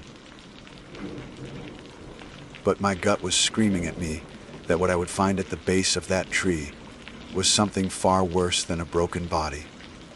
The 200 yards between my position and Gary's felt like miles. Every step was fueled by a frantic, adrenaline-laced dread. I burst through a thicket of young aspens and into the clearing, my eyes immediately snapping upwards to the massive ponderosa pine. The tree stand was there, a dark metal platform stark against the bright blue sky. It was empty. My gaze dropped to the forest floor, my mind bracing for the gruesome sight of a broken body. But there was nothing. Just a soft, undisturbed carpet of rust-colored pine needles. I reached the base of the tree, panting, my heart hammering against my ribs. I looked up again, trying to make sense of the scene. The tree stand itself was perfectly intact, but hanging from one of its support arms was what remained of Gary's safety harness. The main strap had snapped clean in two, the frayed ends dangling limply in the breeze like severed nerves. It was exactly as I had feared, but the consequence, the inevitable result of that failure, was missing. "Gary!" I yelled, my voice cracking. I circled the tree, my eyes scanning every inch of the ground. My training as a guide took over, a desperate attempt to impose logic on an illogical situation. I looked for signs of impact. A man of Gary's size, falling 20 feet, would have left a crater in the soft duff. He would have broken branches on his way down, scattered pine needles, left some kind of mark. There was nothing. The ground was pristine, as if it had been swept clean. There were no tracks leading away from the tree. Not his, not mine from earlier, not an animal's. It was a perfect, untouched canvas of wilderness. Panic began to give way to a profound and terrifying confusion. It was as if he had simply evaporated in mid-air. The horror of it wasn't in blood or broken bones. It was in its sheer, baffling impossibility. A man doesn't just fall and disappear. My mind replayed the sounds over and over, the sharp snap of the strap, the short, surprised grunt. There was no terror in that sound, no pain. It was a sound of pure instantaneous shock. And then nothing. The silence that followed wasn't just an absence of noise, it was a presence. It felt heavy, ancient, and absolute. I began a systematic search, moving in ever widening circles from the base of the pine. I pushed through dense undergrowth, my eyes scanning for a scrap of camouflage cloth, a glint of metal from his rifle, a drop of blood. I called his name until my throat was raw, the sound swallowed by the immense, indifferent forest. With each fruitless circle, the cold knot of dread in my stomach tightened. The rational explanations in my head were dying one by one. A predator couldn't have dragged him away this quickly, this silently, without leaving a trace. He couldn't have survived the fall and crawled away, without leaving a trail a child could follow. The sun began its slow descent, painting the sky in hues of orange and purple. The long shadows of the pines stretched across the forest floor like grasping fingers, and the familiar woods began to feel alien and menacing. Every rustle of leaves, every snap of a twig under my own boots, sent a jolt of fear through me. I felt watched. The feeling was so intense, so palpable, that the hairs on my arms and the back of my neck stood on end. I was no longer searching for a lost hunter. I was trespassing in a place where I was not welcome, a place where the rules of my world no longer seemed to apply. I had to make a choice. Staying in the woods after dark with no sign of Gary was suicide. My duty was to report him missing, to bring back a search party. With one last, lingering look at the empty space beneath the ponderosa pine, I turned and began the long, lonely hike back to my truck. Every step felt like a betrayal, leaving him out there in whatever had taken him. The drive back to Bailey was a blur. My mind was a chaotic storm of impossible scenarios, each one more frightening than the last. I walked into the Park County Sheriff's office. The fluorescent lights and smell of stale coffee, a jarring contrast to the primal wilderness I had just left. A deputy sat behind a tall counter, a man who looked as old and weathered as the mountains themselves. His name tag read Miller, and his eyes held a weary patience, as if he'd seen every kind of trouble this county could produce. I told him my story, trying to stick to the facts, to sound like the calm, professional guide I was supposed to be. I described Gary, our disagreement about the harness, the sounds I heard. But when I got to the part where I found nothing, no body, no tracks, no sign of a fall, my voice began to falter.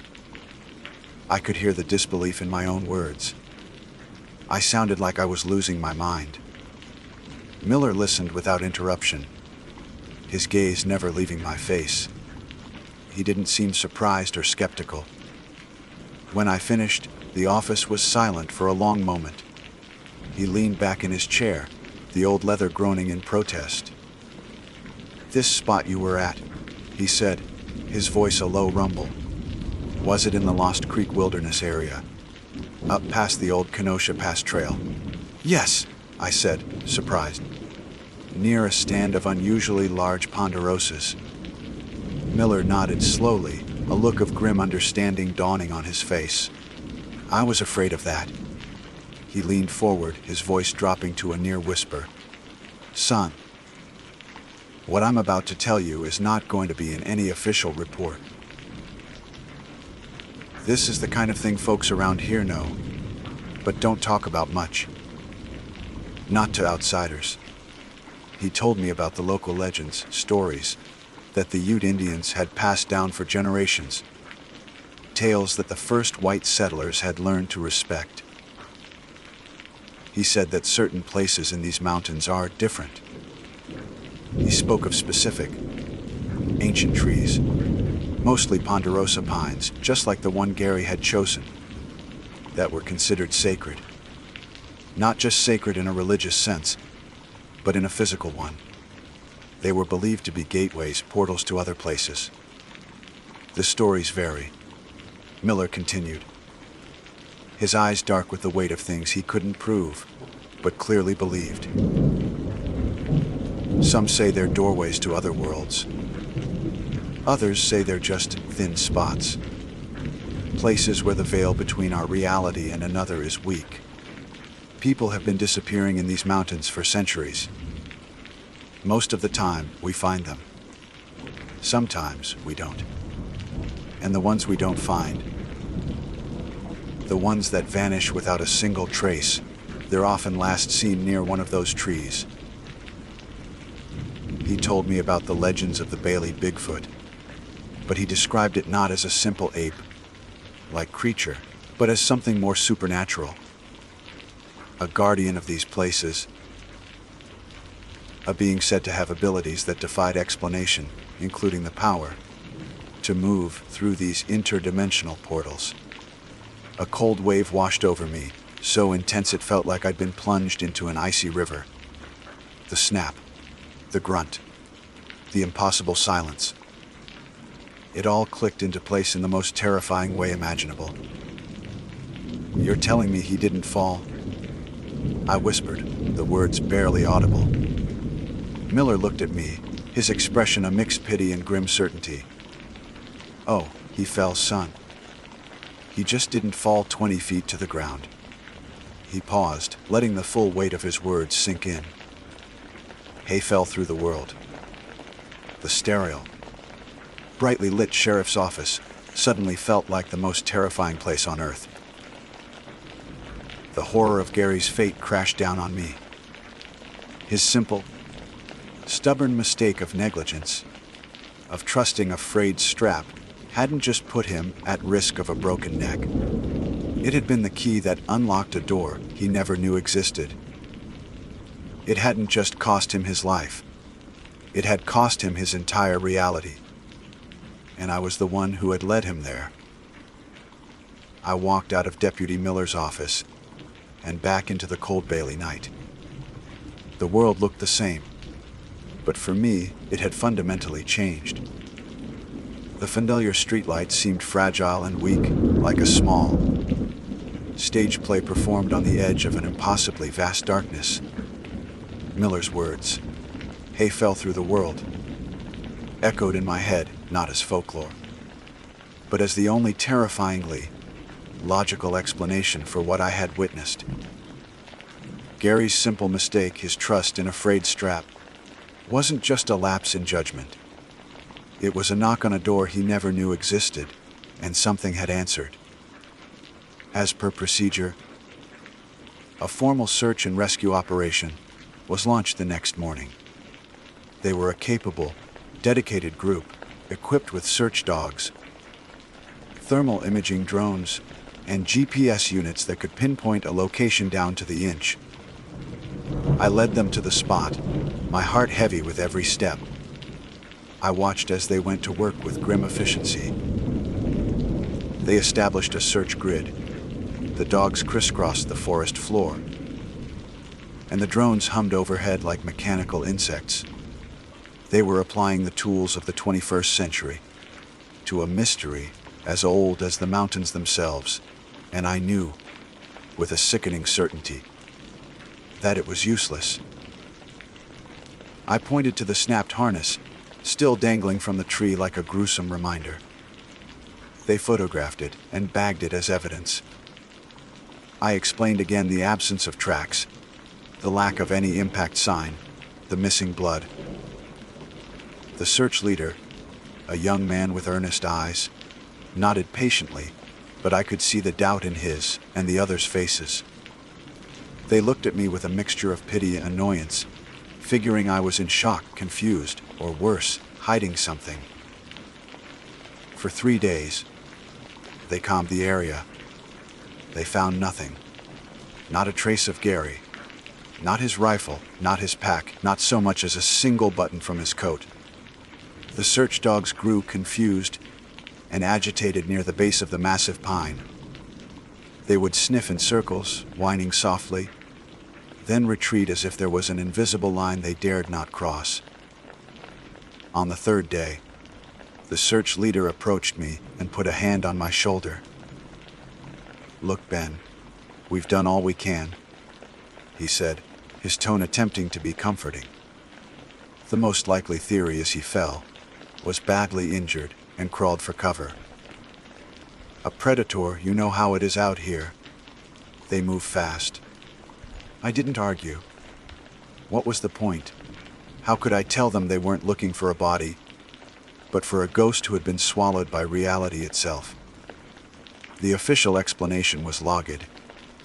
Gary Stone missing, presumed deceased from a hunting accident, his body scavenged by wildlife. The case was closed. But for me, it would never be. The incident broke something inside me. I tried to keep working, to lead other clients into the woods, but the joy was gone. The mountains, once my sanctuary and refuge, now felt alien and menacing. Every time I looked at a large pine, I couldn't help but wonder if it was one of them. Every whisper of the wind through the branches sounded like a mocking laugh from an unseen world. I could no longer shake the feeling that I was being watched, not by a physical predator, but by something older and more aware. I had seen the horror that lay just beneath the surface of the world, and I could not unsee it. 6 months later, I sold my guiding business. I couldn't be responsible for another person's life in a place where I knew the rules of reality could shift without warning. I took a job as a caretaker for a mountain resort, fixing plumbing issues and mowing lawns. It was mundane, terrestrial work, and I welcomed the boredom. I needed ordinary like a drowning man needs air. But the memory gnawed at me. The guilt was the worst part. I should have been more forceful. I should have taken Gary's old harness and thrown it into the woods. I should have forced him to use my new one. But I knew, deep down, his pride would never have allowed it. He had chosen his path. But I was the one who led him to the crossroads. 1 year to the day after Gary vanished, I knew I had to go back. I needed to. Not for closure. I knew there would be none, but to face the place again with the knowledge I now possessed. I drove the familiar dirt road, parked my truck, and began the hike into the forest. Autumn had come again, and the air was crisp and smelled of decay and damp earth. As I neared the spot, the familiar sensation of being watched returned with a vengeance. It was so heavy I had to stop and lean against a tree to steady myself. It was like a pressure in the air, like the static before a lightning strike. I continued on, slowly, deliberately. I finally came to the small clearing. The massive ponderosa stood before me, looking exactly the same, ancient and indifferent. The tree stand was still there, but the snapped harness was gone, taken as evidence long ago. I walked slowly to the base of the tree. The ground was still an untouched carpet of needles. I reached out a hand and touched the rough bark. It felt cold, and it seemed to vibrate faintly, or maybe that was just my imagination. I stood there for a long time, not sure what I was looking for or what I expected. I was just standing in the shadow of a doorway to nothing. As I was about to turn away, a glint of something caught my eye. There, at the base of the tree, half hidden beneath the fallen needles, was a small metallic object reflecting the afternoon sun. I knelt and carefully brushed the needles away. My heart stopped. It was the buckle from Gary's safety harness, the rusted piece of metal I had warned him about. But it wasn't just the buckle. It was warped and partially melted, as if subjected to an immense heat or an unimaginable pressure. And most chillingly, something was fused to it. A thin, gray fiber that looked like a spider's web, but felt like steel wire to the touch. It was not of this world. I shot to my feet, letting the buckle fall from my numb fingers. It hadn't been there when the search party came through. I knew that for a fact. They would not have missed it. This was new. This was something that had been sent back, or perhaps had fallen out. It was proof. A horrifying souvenir from Gary's trip to with no maps. I didn't run, but I walked away, quickly and deliberately, without looking back. I have never returned to those mountains. Sometimes at night, when the wind is high, I think I can hear a faint sound carried on it. A sound like a human voice, stretched and distorted over a vast distance in time. A scream that took a year to reach my ears. I don't know what happened to Gary, what kind of world he fell into, or if he's even still alive in some form. But I know this: the world we live in is just one lit room in a vast, ancient and dark house. There are other doors and other hallways. And sometimes, if you're not careful, if you trust the wrong thing, you can trip and fall right into the next room. And in that room, no one can hear you scream. My name is Cole, and for 15 years, my world has been the deep, unforgiving wilderness of the Appalachian Mountains. I'm the person people call when the standard trails aren't enough, when they want to push their limits in places that don't appear on most maps. I guide hunting trips, extended survival expeditions, and occasionally specialized training for folks who understand that nature is not a park to be visited, but a force to be respected. My background is in Army search and rescue, a life where discipline wasn't just a virtue. It was the thin line between a successful mission and a body recovery. I left that world, but its lessons are etched into me. In the mountains, protocol is everything.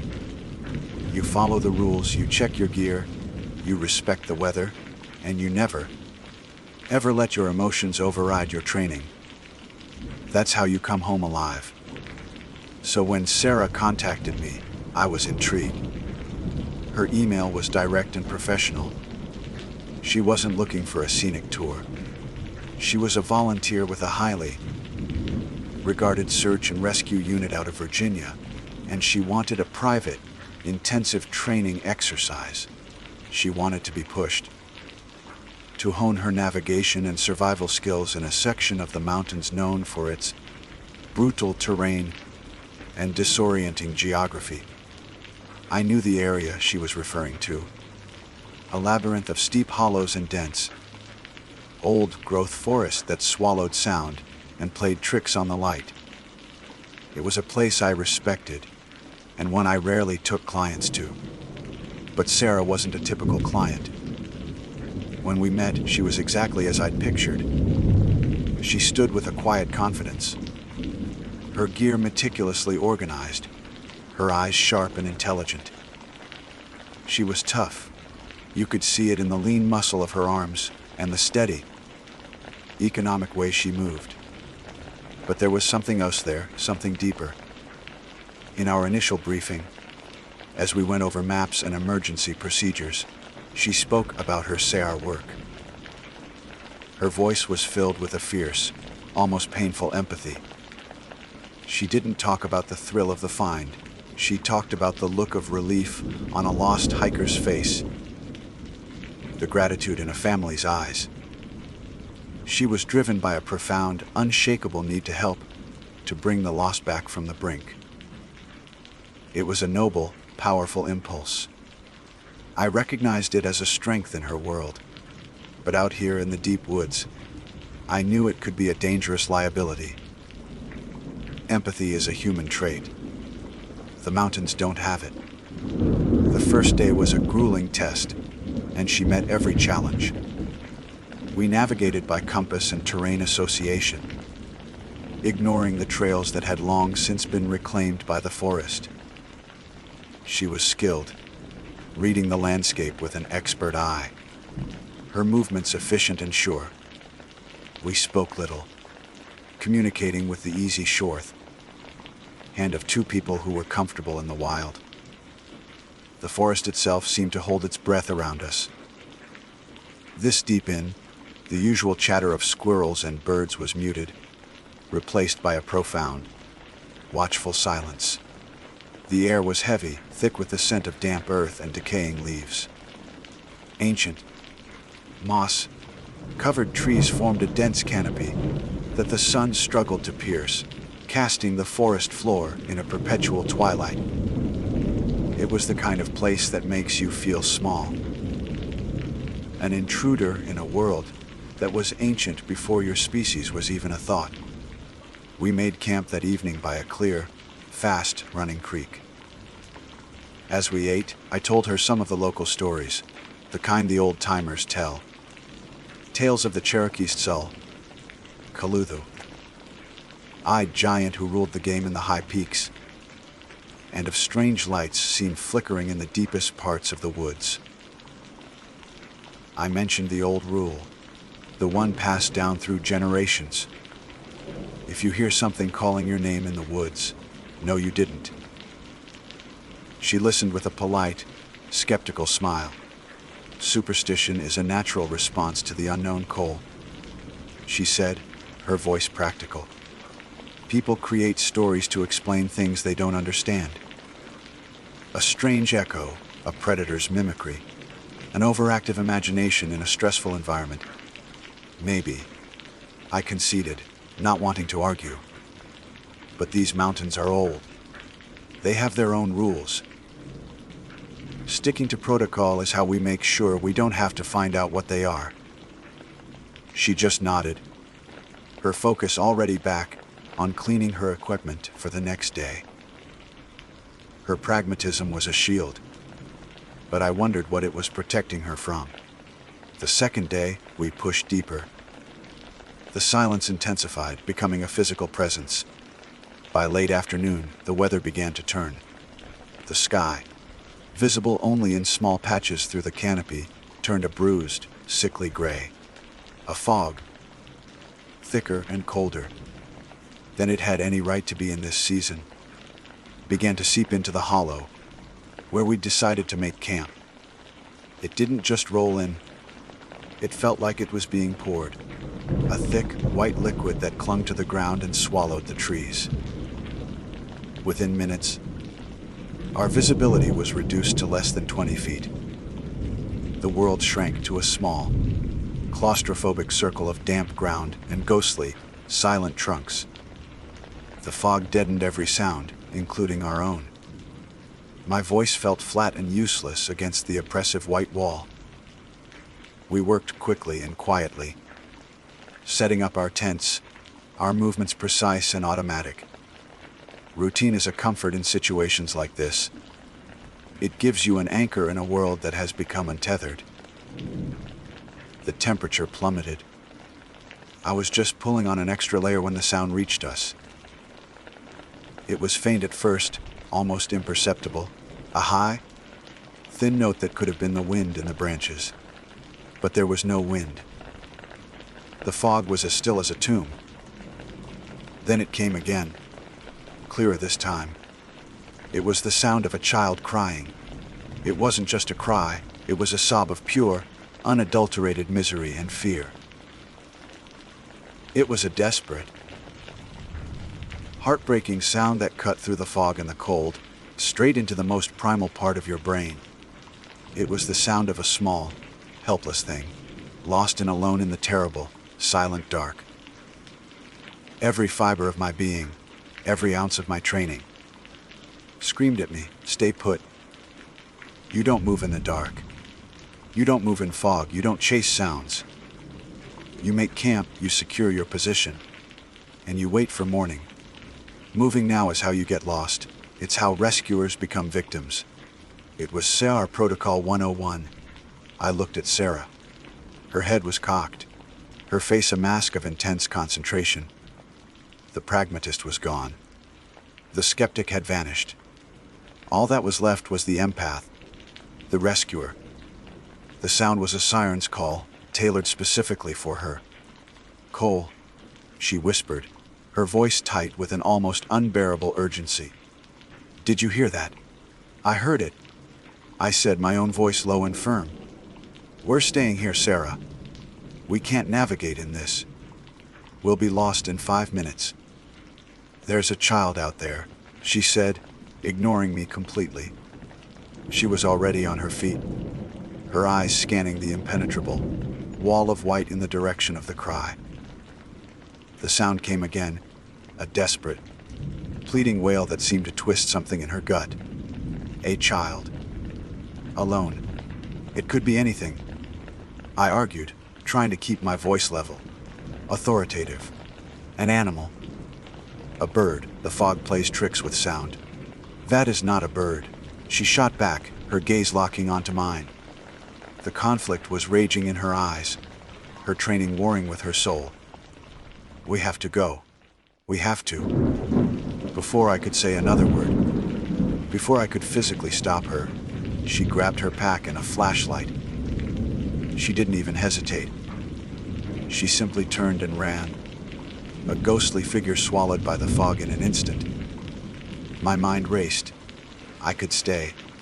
I could follow my own protocol, secure the camp, and start a search for her at first light. It was the smart play, the disciplined play. But I couldn't do it. I couldn't let her go alone. My own fatal error wasn't abandoning my training, but choosing to back her play, to try and protect her from her own noble, suicidal compassion. Cursing under my breath, I grabbed my own pack and plunged into the white abyss after her, chasing a sound that my gut told me was not a child, but a lure. Plunging into the fog after Sarah was like diving into a cold, blind ocean. The world I knew, the familiar forest of rock and root and tree, vanished. It was replaced by a swirling, featureless gray that muffled sound and stole all sense of direction. The beam from my headlamp was a pathetic, truncated cone of light that seemed to be absorbed by the mist just a few feet from my face. Sarah was only a phantom ahead of me, her own light a frantic, bobbing willow, the wisp that I struggled to keep in sight. "Sarah, wait up!" I yelled, my voice sounding strangely dead, swallowed by the oppressive dampness. "Stay with me." If she heard me, she gave no sign.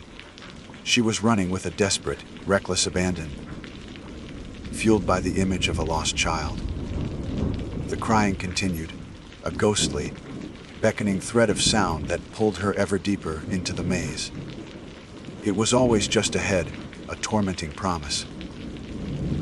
We'd scramble up a steep, muddy incline, clawing at roots to keep from sliding back, and the sound would be waiting for us at the crest, just out of reach. We'd stumble down into a gully filled with slick, moss-covered rocks, and the sobbing would echo from the opposite bank, luring us across. The forest itself became a physical enemy. Unseen branches whipped at our faces, leaving stinging red lines. Gnarled roots, hidden by the fog and a thick carpet of wet leaves, grabbed at our ankles, threatening to send us sprawling with every step. The ground was a treacherous illusion, dropping away into unseen dips or rising into sudden, shin-bruising obstacles. My training screamed at me to stop, to take a reading, to try and get a sense of our location, but there was nothing to read. The compass spun uselessly in my hand, disoriented by what I could only assume were heavy iron deposits in the rock, a known issue in these parts. We were running blind, and Sarah was setting a frantic, suicidal pace. My focus shifted from protocol to simple survival, and from survival to her. I had to keep her in sight. I had to be there if she fell. My anger at her recklessness was quickly being replaced by a cold, creeping dread. The old rule I'd mentioned just hours before echoed in my mind with the chilling force of a prophecy. If you hear something calling in the woods, know you didn't. Her skepticism felt like a lifetime ago. We weren't chasing a child. We were being led. The legends I dismissed as campfire stories now felt terrifyingly real. I thought of the tales of the Raven Mocker, the most feared of the Cherokee witches, said to be able to steal the life force from the sick or dying. They were shapeshifters, masters of illusion. Or the Spearfinger, a creature with a stone finger she used to pierce the livers of her victims, especially children, often luring them by taking on a familiar, grandmotherly form. And then there was the most primal fear, a legend that spanned tribes and regions, the Wendigo. While more common in the northern woods, tales of a similar creature, a spirit of insatiable hunger that could perfectly mimic human voices, had been whispered in these mountains for centuries. It would imitate the cry of a baby, or the scream of a woman to draw unsuspecting victims out from the safety of their homes. We were answering that call. We were running toward the open jaws of the trap. The crying was changing too. The initial sound of a lost, frightened child was subtly shifting. There was a new note in it, a strange, metallic quality that scraped at the nerves. It was still a child's cry, but it was as if it were being played through a cheap, distorted speaker. It was a mechanical, soulless repetition of sorrow. It didn't sound less real, it sounded more wrong. I tried to call out to Sarah again, to tell her to listen, to really listen to the sound, but my breath was ragged in my chest. The chase was relentless. We must have been running for 20 minutes, though it felt like an eternity. The terrain grew steeper, rockier. We were climbing out of the hollow, moving toward a ridge, though I had no idea which one. The air grew colder, the fog so thick I could barely see my own feet. Sarah's light was a faint glow, we're dangerously far ahead. With a surge of adrenaline, I pushed myself harder, my legs burning, my lungs on fire. I couldn't lose her. Suddenly, her light stopped moving. I saw her silhouette, a dark shape against the slightly less dense fog, standing at the edge of a wall of rhododendron. I stumbled up beside her, gasping for air. "Did you hear that?" she whispered, her voice trembling. It stopped. She was right. The crying had ceased. The silence that rushed in to fill the void was absolute and profound. It was a dead silence, heavy and unnatural, as if the entire forest was holding its breath. The only sound was our own harsh breathing and the frantic pounding of my heart. "We need to go back," I panted, grabbing her arm. Her arm was rigid, tense as a steel cable. "Now, Sarah, back the way we came." She didn't seem to hear me. Her gaze was fixed on the dense thicket in front of us. "It came from in there. We're close." "It's a trap," I said, my voice a low, urgent hiss. "Can't you feel it? Nothing about this is right." But her empathy, her one true weakness, had become an obsession. She pulled her arm free from my grasp and pushed her way through the tangled rhododendron branches. I had no choice but to follow, the wet leaves slapping against my face. We burst through the thicket and into a small, perfectly circular clearing. The change was so abrupt it was dizzying. The fog was thinner here, as if held at bay by some unseen boundary. The ground was covered not in leaves and detritus, but in a strange, soft, gray moss that seemed to suck the sound from our footsteps. In the center of this unnaturally quiet circle sat the source of the sound. It was not a child. My mind struggled to process what I was seeing. It was a creature from a fever dream, a biological impossibility. It had the body of a large, emaciated dog, its ribs starkly visible beneath a coat of patchy, mange-ridden fur. But its head was the oversized, twitching head of a rabbit. Its long ears swiveled independently, and its nose twitched constantly, sniffing the air.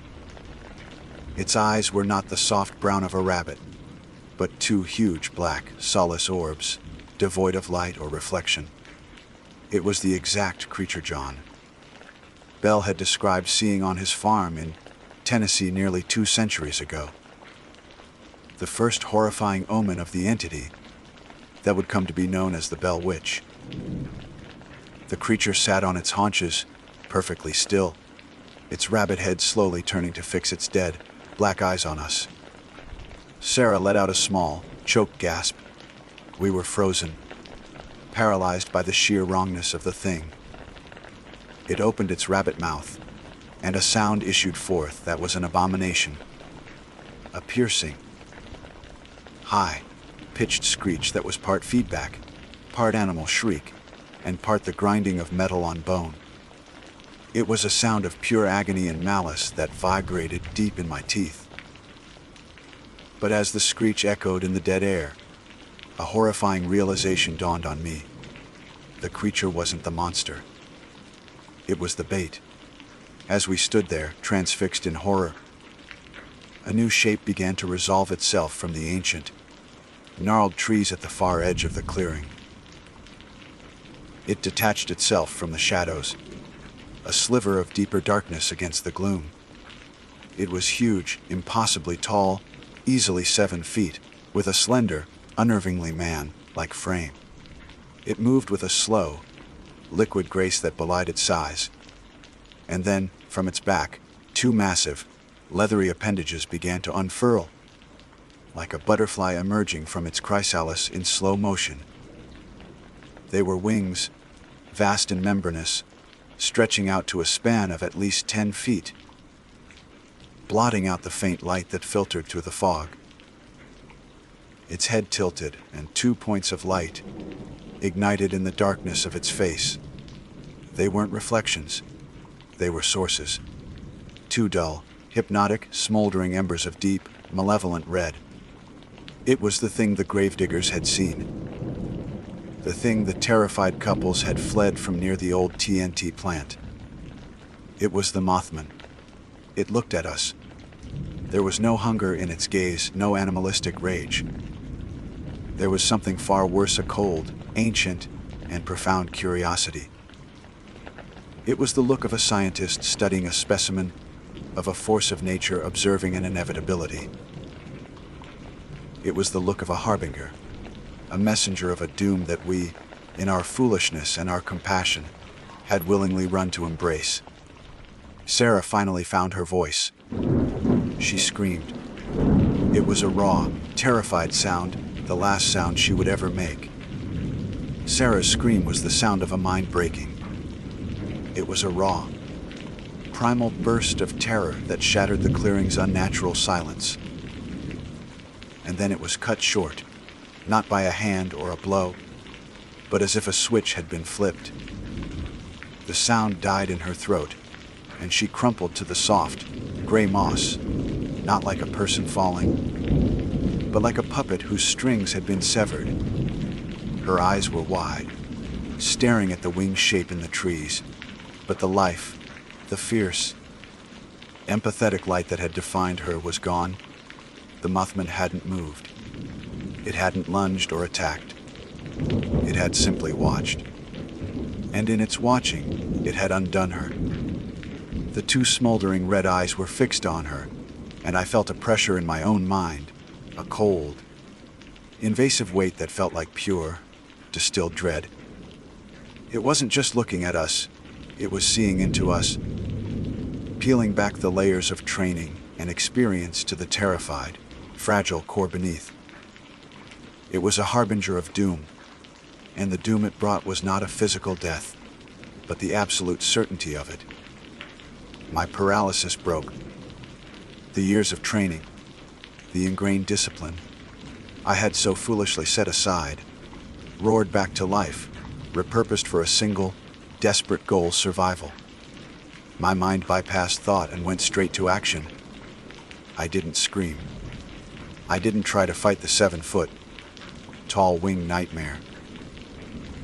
I didn't check on Sarah, because I knew, with a certainty that chilled me to the bone, that there was nothing left to check on. I turned and ran. My flight was a blind, animal panic. I crashed back through the rhododendron thicket, the branches tearing at my clothes and skin, and plunged headlong into the dense, waiting fog. Behind me, the rabbit-headed creature let out another of its soul, scraping screeches, a sound of triumphant malice that spurred me onward. I didn't look back. I couldn't. The image of those two red eyes was burned onto the inside of my eyelids. The forest was a nightmare labyrinth. I ran without direction, fueled by pure adrenaline, my headlamp beam cutting a useless, frantic path through the swirling gray. Every shadow was the winged man. Every rustle of leaves was the twitching of the rabbit, dog. I could feel its presence behind me, a cold spot in the fog, a silent, patient pursuit. I didn't hear footsteps, but I heard something worse: the occasional, impossibly loud thump of massive wings beating the air, a sound that seemed to come from everywhere at once. I risked a glance over my shoulder, and my heart seized. For a split second, the fog thinned, and I saw it. It was airborne, effortlessly gliding between the ancient trees, its huge wingspan somehow navigating the dense woods without a sound. Its red eyes were locked on me, a pair of malevolent stars in the gloom. It wasn't chasing me to catch me. It was hurting me. I veered wildly, changing direction, trying to throw it off. I scrambled down a ravine, sliding the last 10 feet on loose rock and mud, landing hard at the bottom. My ankle twisted under me, and a sharp, white-hot pain shot up my leg. I cried out, a pathetic whimper against the vast, silent woods. I forced myself up, ignoring the screaming protest from my ankle, and limped onward, my desperate flight now a hobbling, agonizing shamble. The crying started again. Not the child's cry from before, but Sarah's. I heard her voice, clear as day, calling my name. "Cole, help me! I'm over here!" Cole. It was a perfect imitation. It had her tone, her inflection, the slight note of command that was always in her voice. My rational mind knew it was a trick, another lure from the thing in the clearing. But the sound was a physical blow. The guilt I had been outrunning slammed into me. I had left her. I had abandoned her on that mossy ground and run to save myself. I squeezed my eyes shut, trying to block out the sound, and pushed on, each step a fresh wave of agony from my ankle and my conscience. I don't know how long I stumbled through the fog. Hours, an eternity. The world became a repeating cycle of pain, fear, and the sound of those wings. My headlamp began to flicker, the batteries dying. The light faded from a steady beam to a sickly yellow glow, and then to nothing, plunging me into absolute, impenetrable blackness. I was blind, injured, and being hunted. This, I thought, is how it ends. I fell, my bad ankle giving out completely, and lay there on the cold, wet leaves, waiting for the end. I was done. But it never came. The sound of wings faded. The phantom calls of Sarah's voice ceased. The cold presence at my back was gone. I was alone, left to the mercy of the mountains. I lay there till the first hint of dawn, a faint, gray luminescence, began to filter through the fog. Shivering, exhausted, and in excruciating pain, I dragged myself to the base of a massive oak tree. My survival kit was still attached to my pack. With numb fingers, I splinted my ankle as best I could, chewed on a dry energy bar, and tried to get my bearings. My compass was gone, lost in the fall. My GPS was useless under the dense canopy. I was lost. It took me 2 days to get out. 2 days of agonizing, hobbling progress, following creeks downstream, rationing the last of my food. The silence of the woods was no longer peaceful. It was menacing. I saw things in the periphery. Dark shapes vanished when I turned to look. I heard whispers in the wind. The mountains knew what I had done, what I had seen. When I finally stumbled onto an old logging road and was found by a pair of deer hunters, I was barely coherent. I told them my story. I told the sheriff. I told the SAR teams that were assembled to search for Sarah. I told them about the fog, the crying child, the clearing, the rabbit-headed thing, and the Mothman. They looked at me with pity. The official report concluded that Sarah and I were caught in a sudden, disorienting fog. That we became separated. That I must have fallen, sustained a head injury, and become delirious. That Sarah, tragically, likely succumbed to the elements. They searched for weeks, but they never found the clearing. They never found a body. They never found a single trace of her. I don't guide anymore. I sold my gear. Everything. I can't stand to be in the woods, to feel the weight of the trees watching me. I live in a small apartment in a city now, surrounded by the noise and light of people. But I don't think I'll ever feel safe again. Sometimes, at night, I see 2 red points of light reflecting in my window, and I know it's watching. Sarah was the best of us, driven by a powerful, empathetic need to help. That empathy was her undoing. My mistake was following her, choosing to back her play instead of enforcing the discipline that had kept me alive for years. I survived, but I left my soul back in that clearing, on that soft, gray moss. The old-timers were right. The mountains have their own rules. We heard something calling in the woods, and we answered. And we paid the price.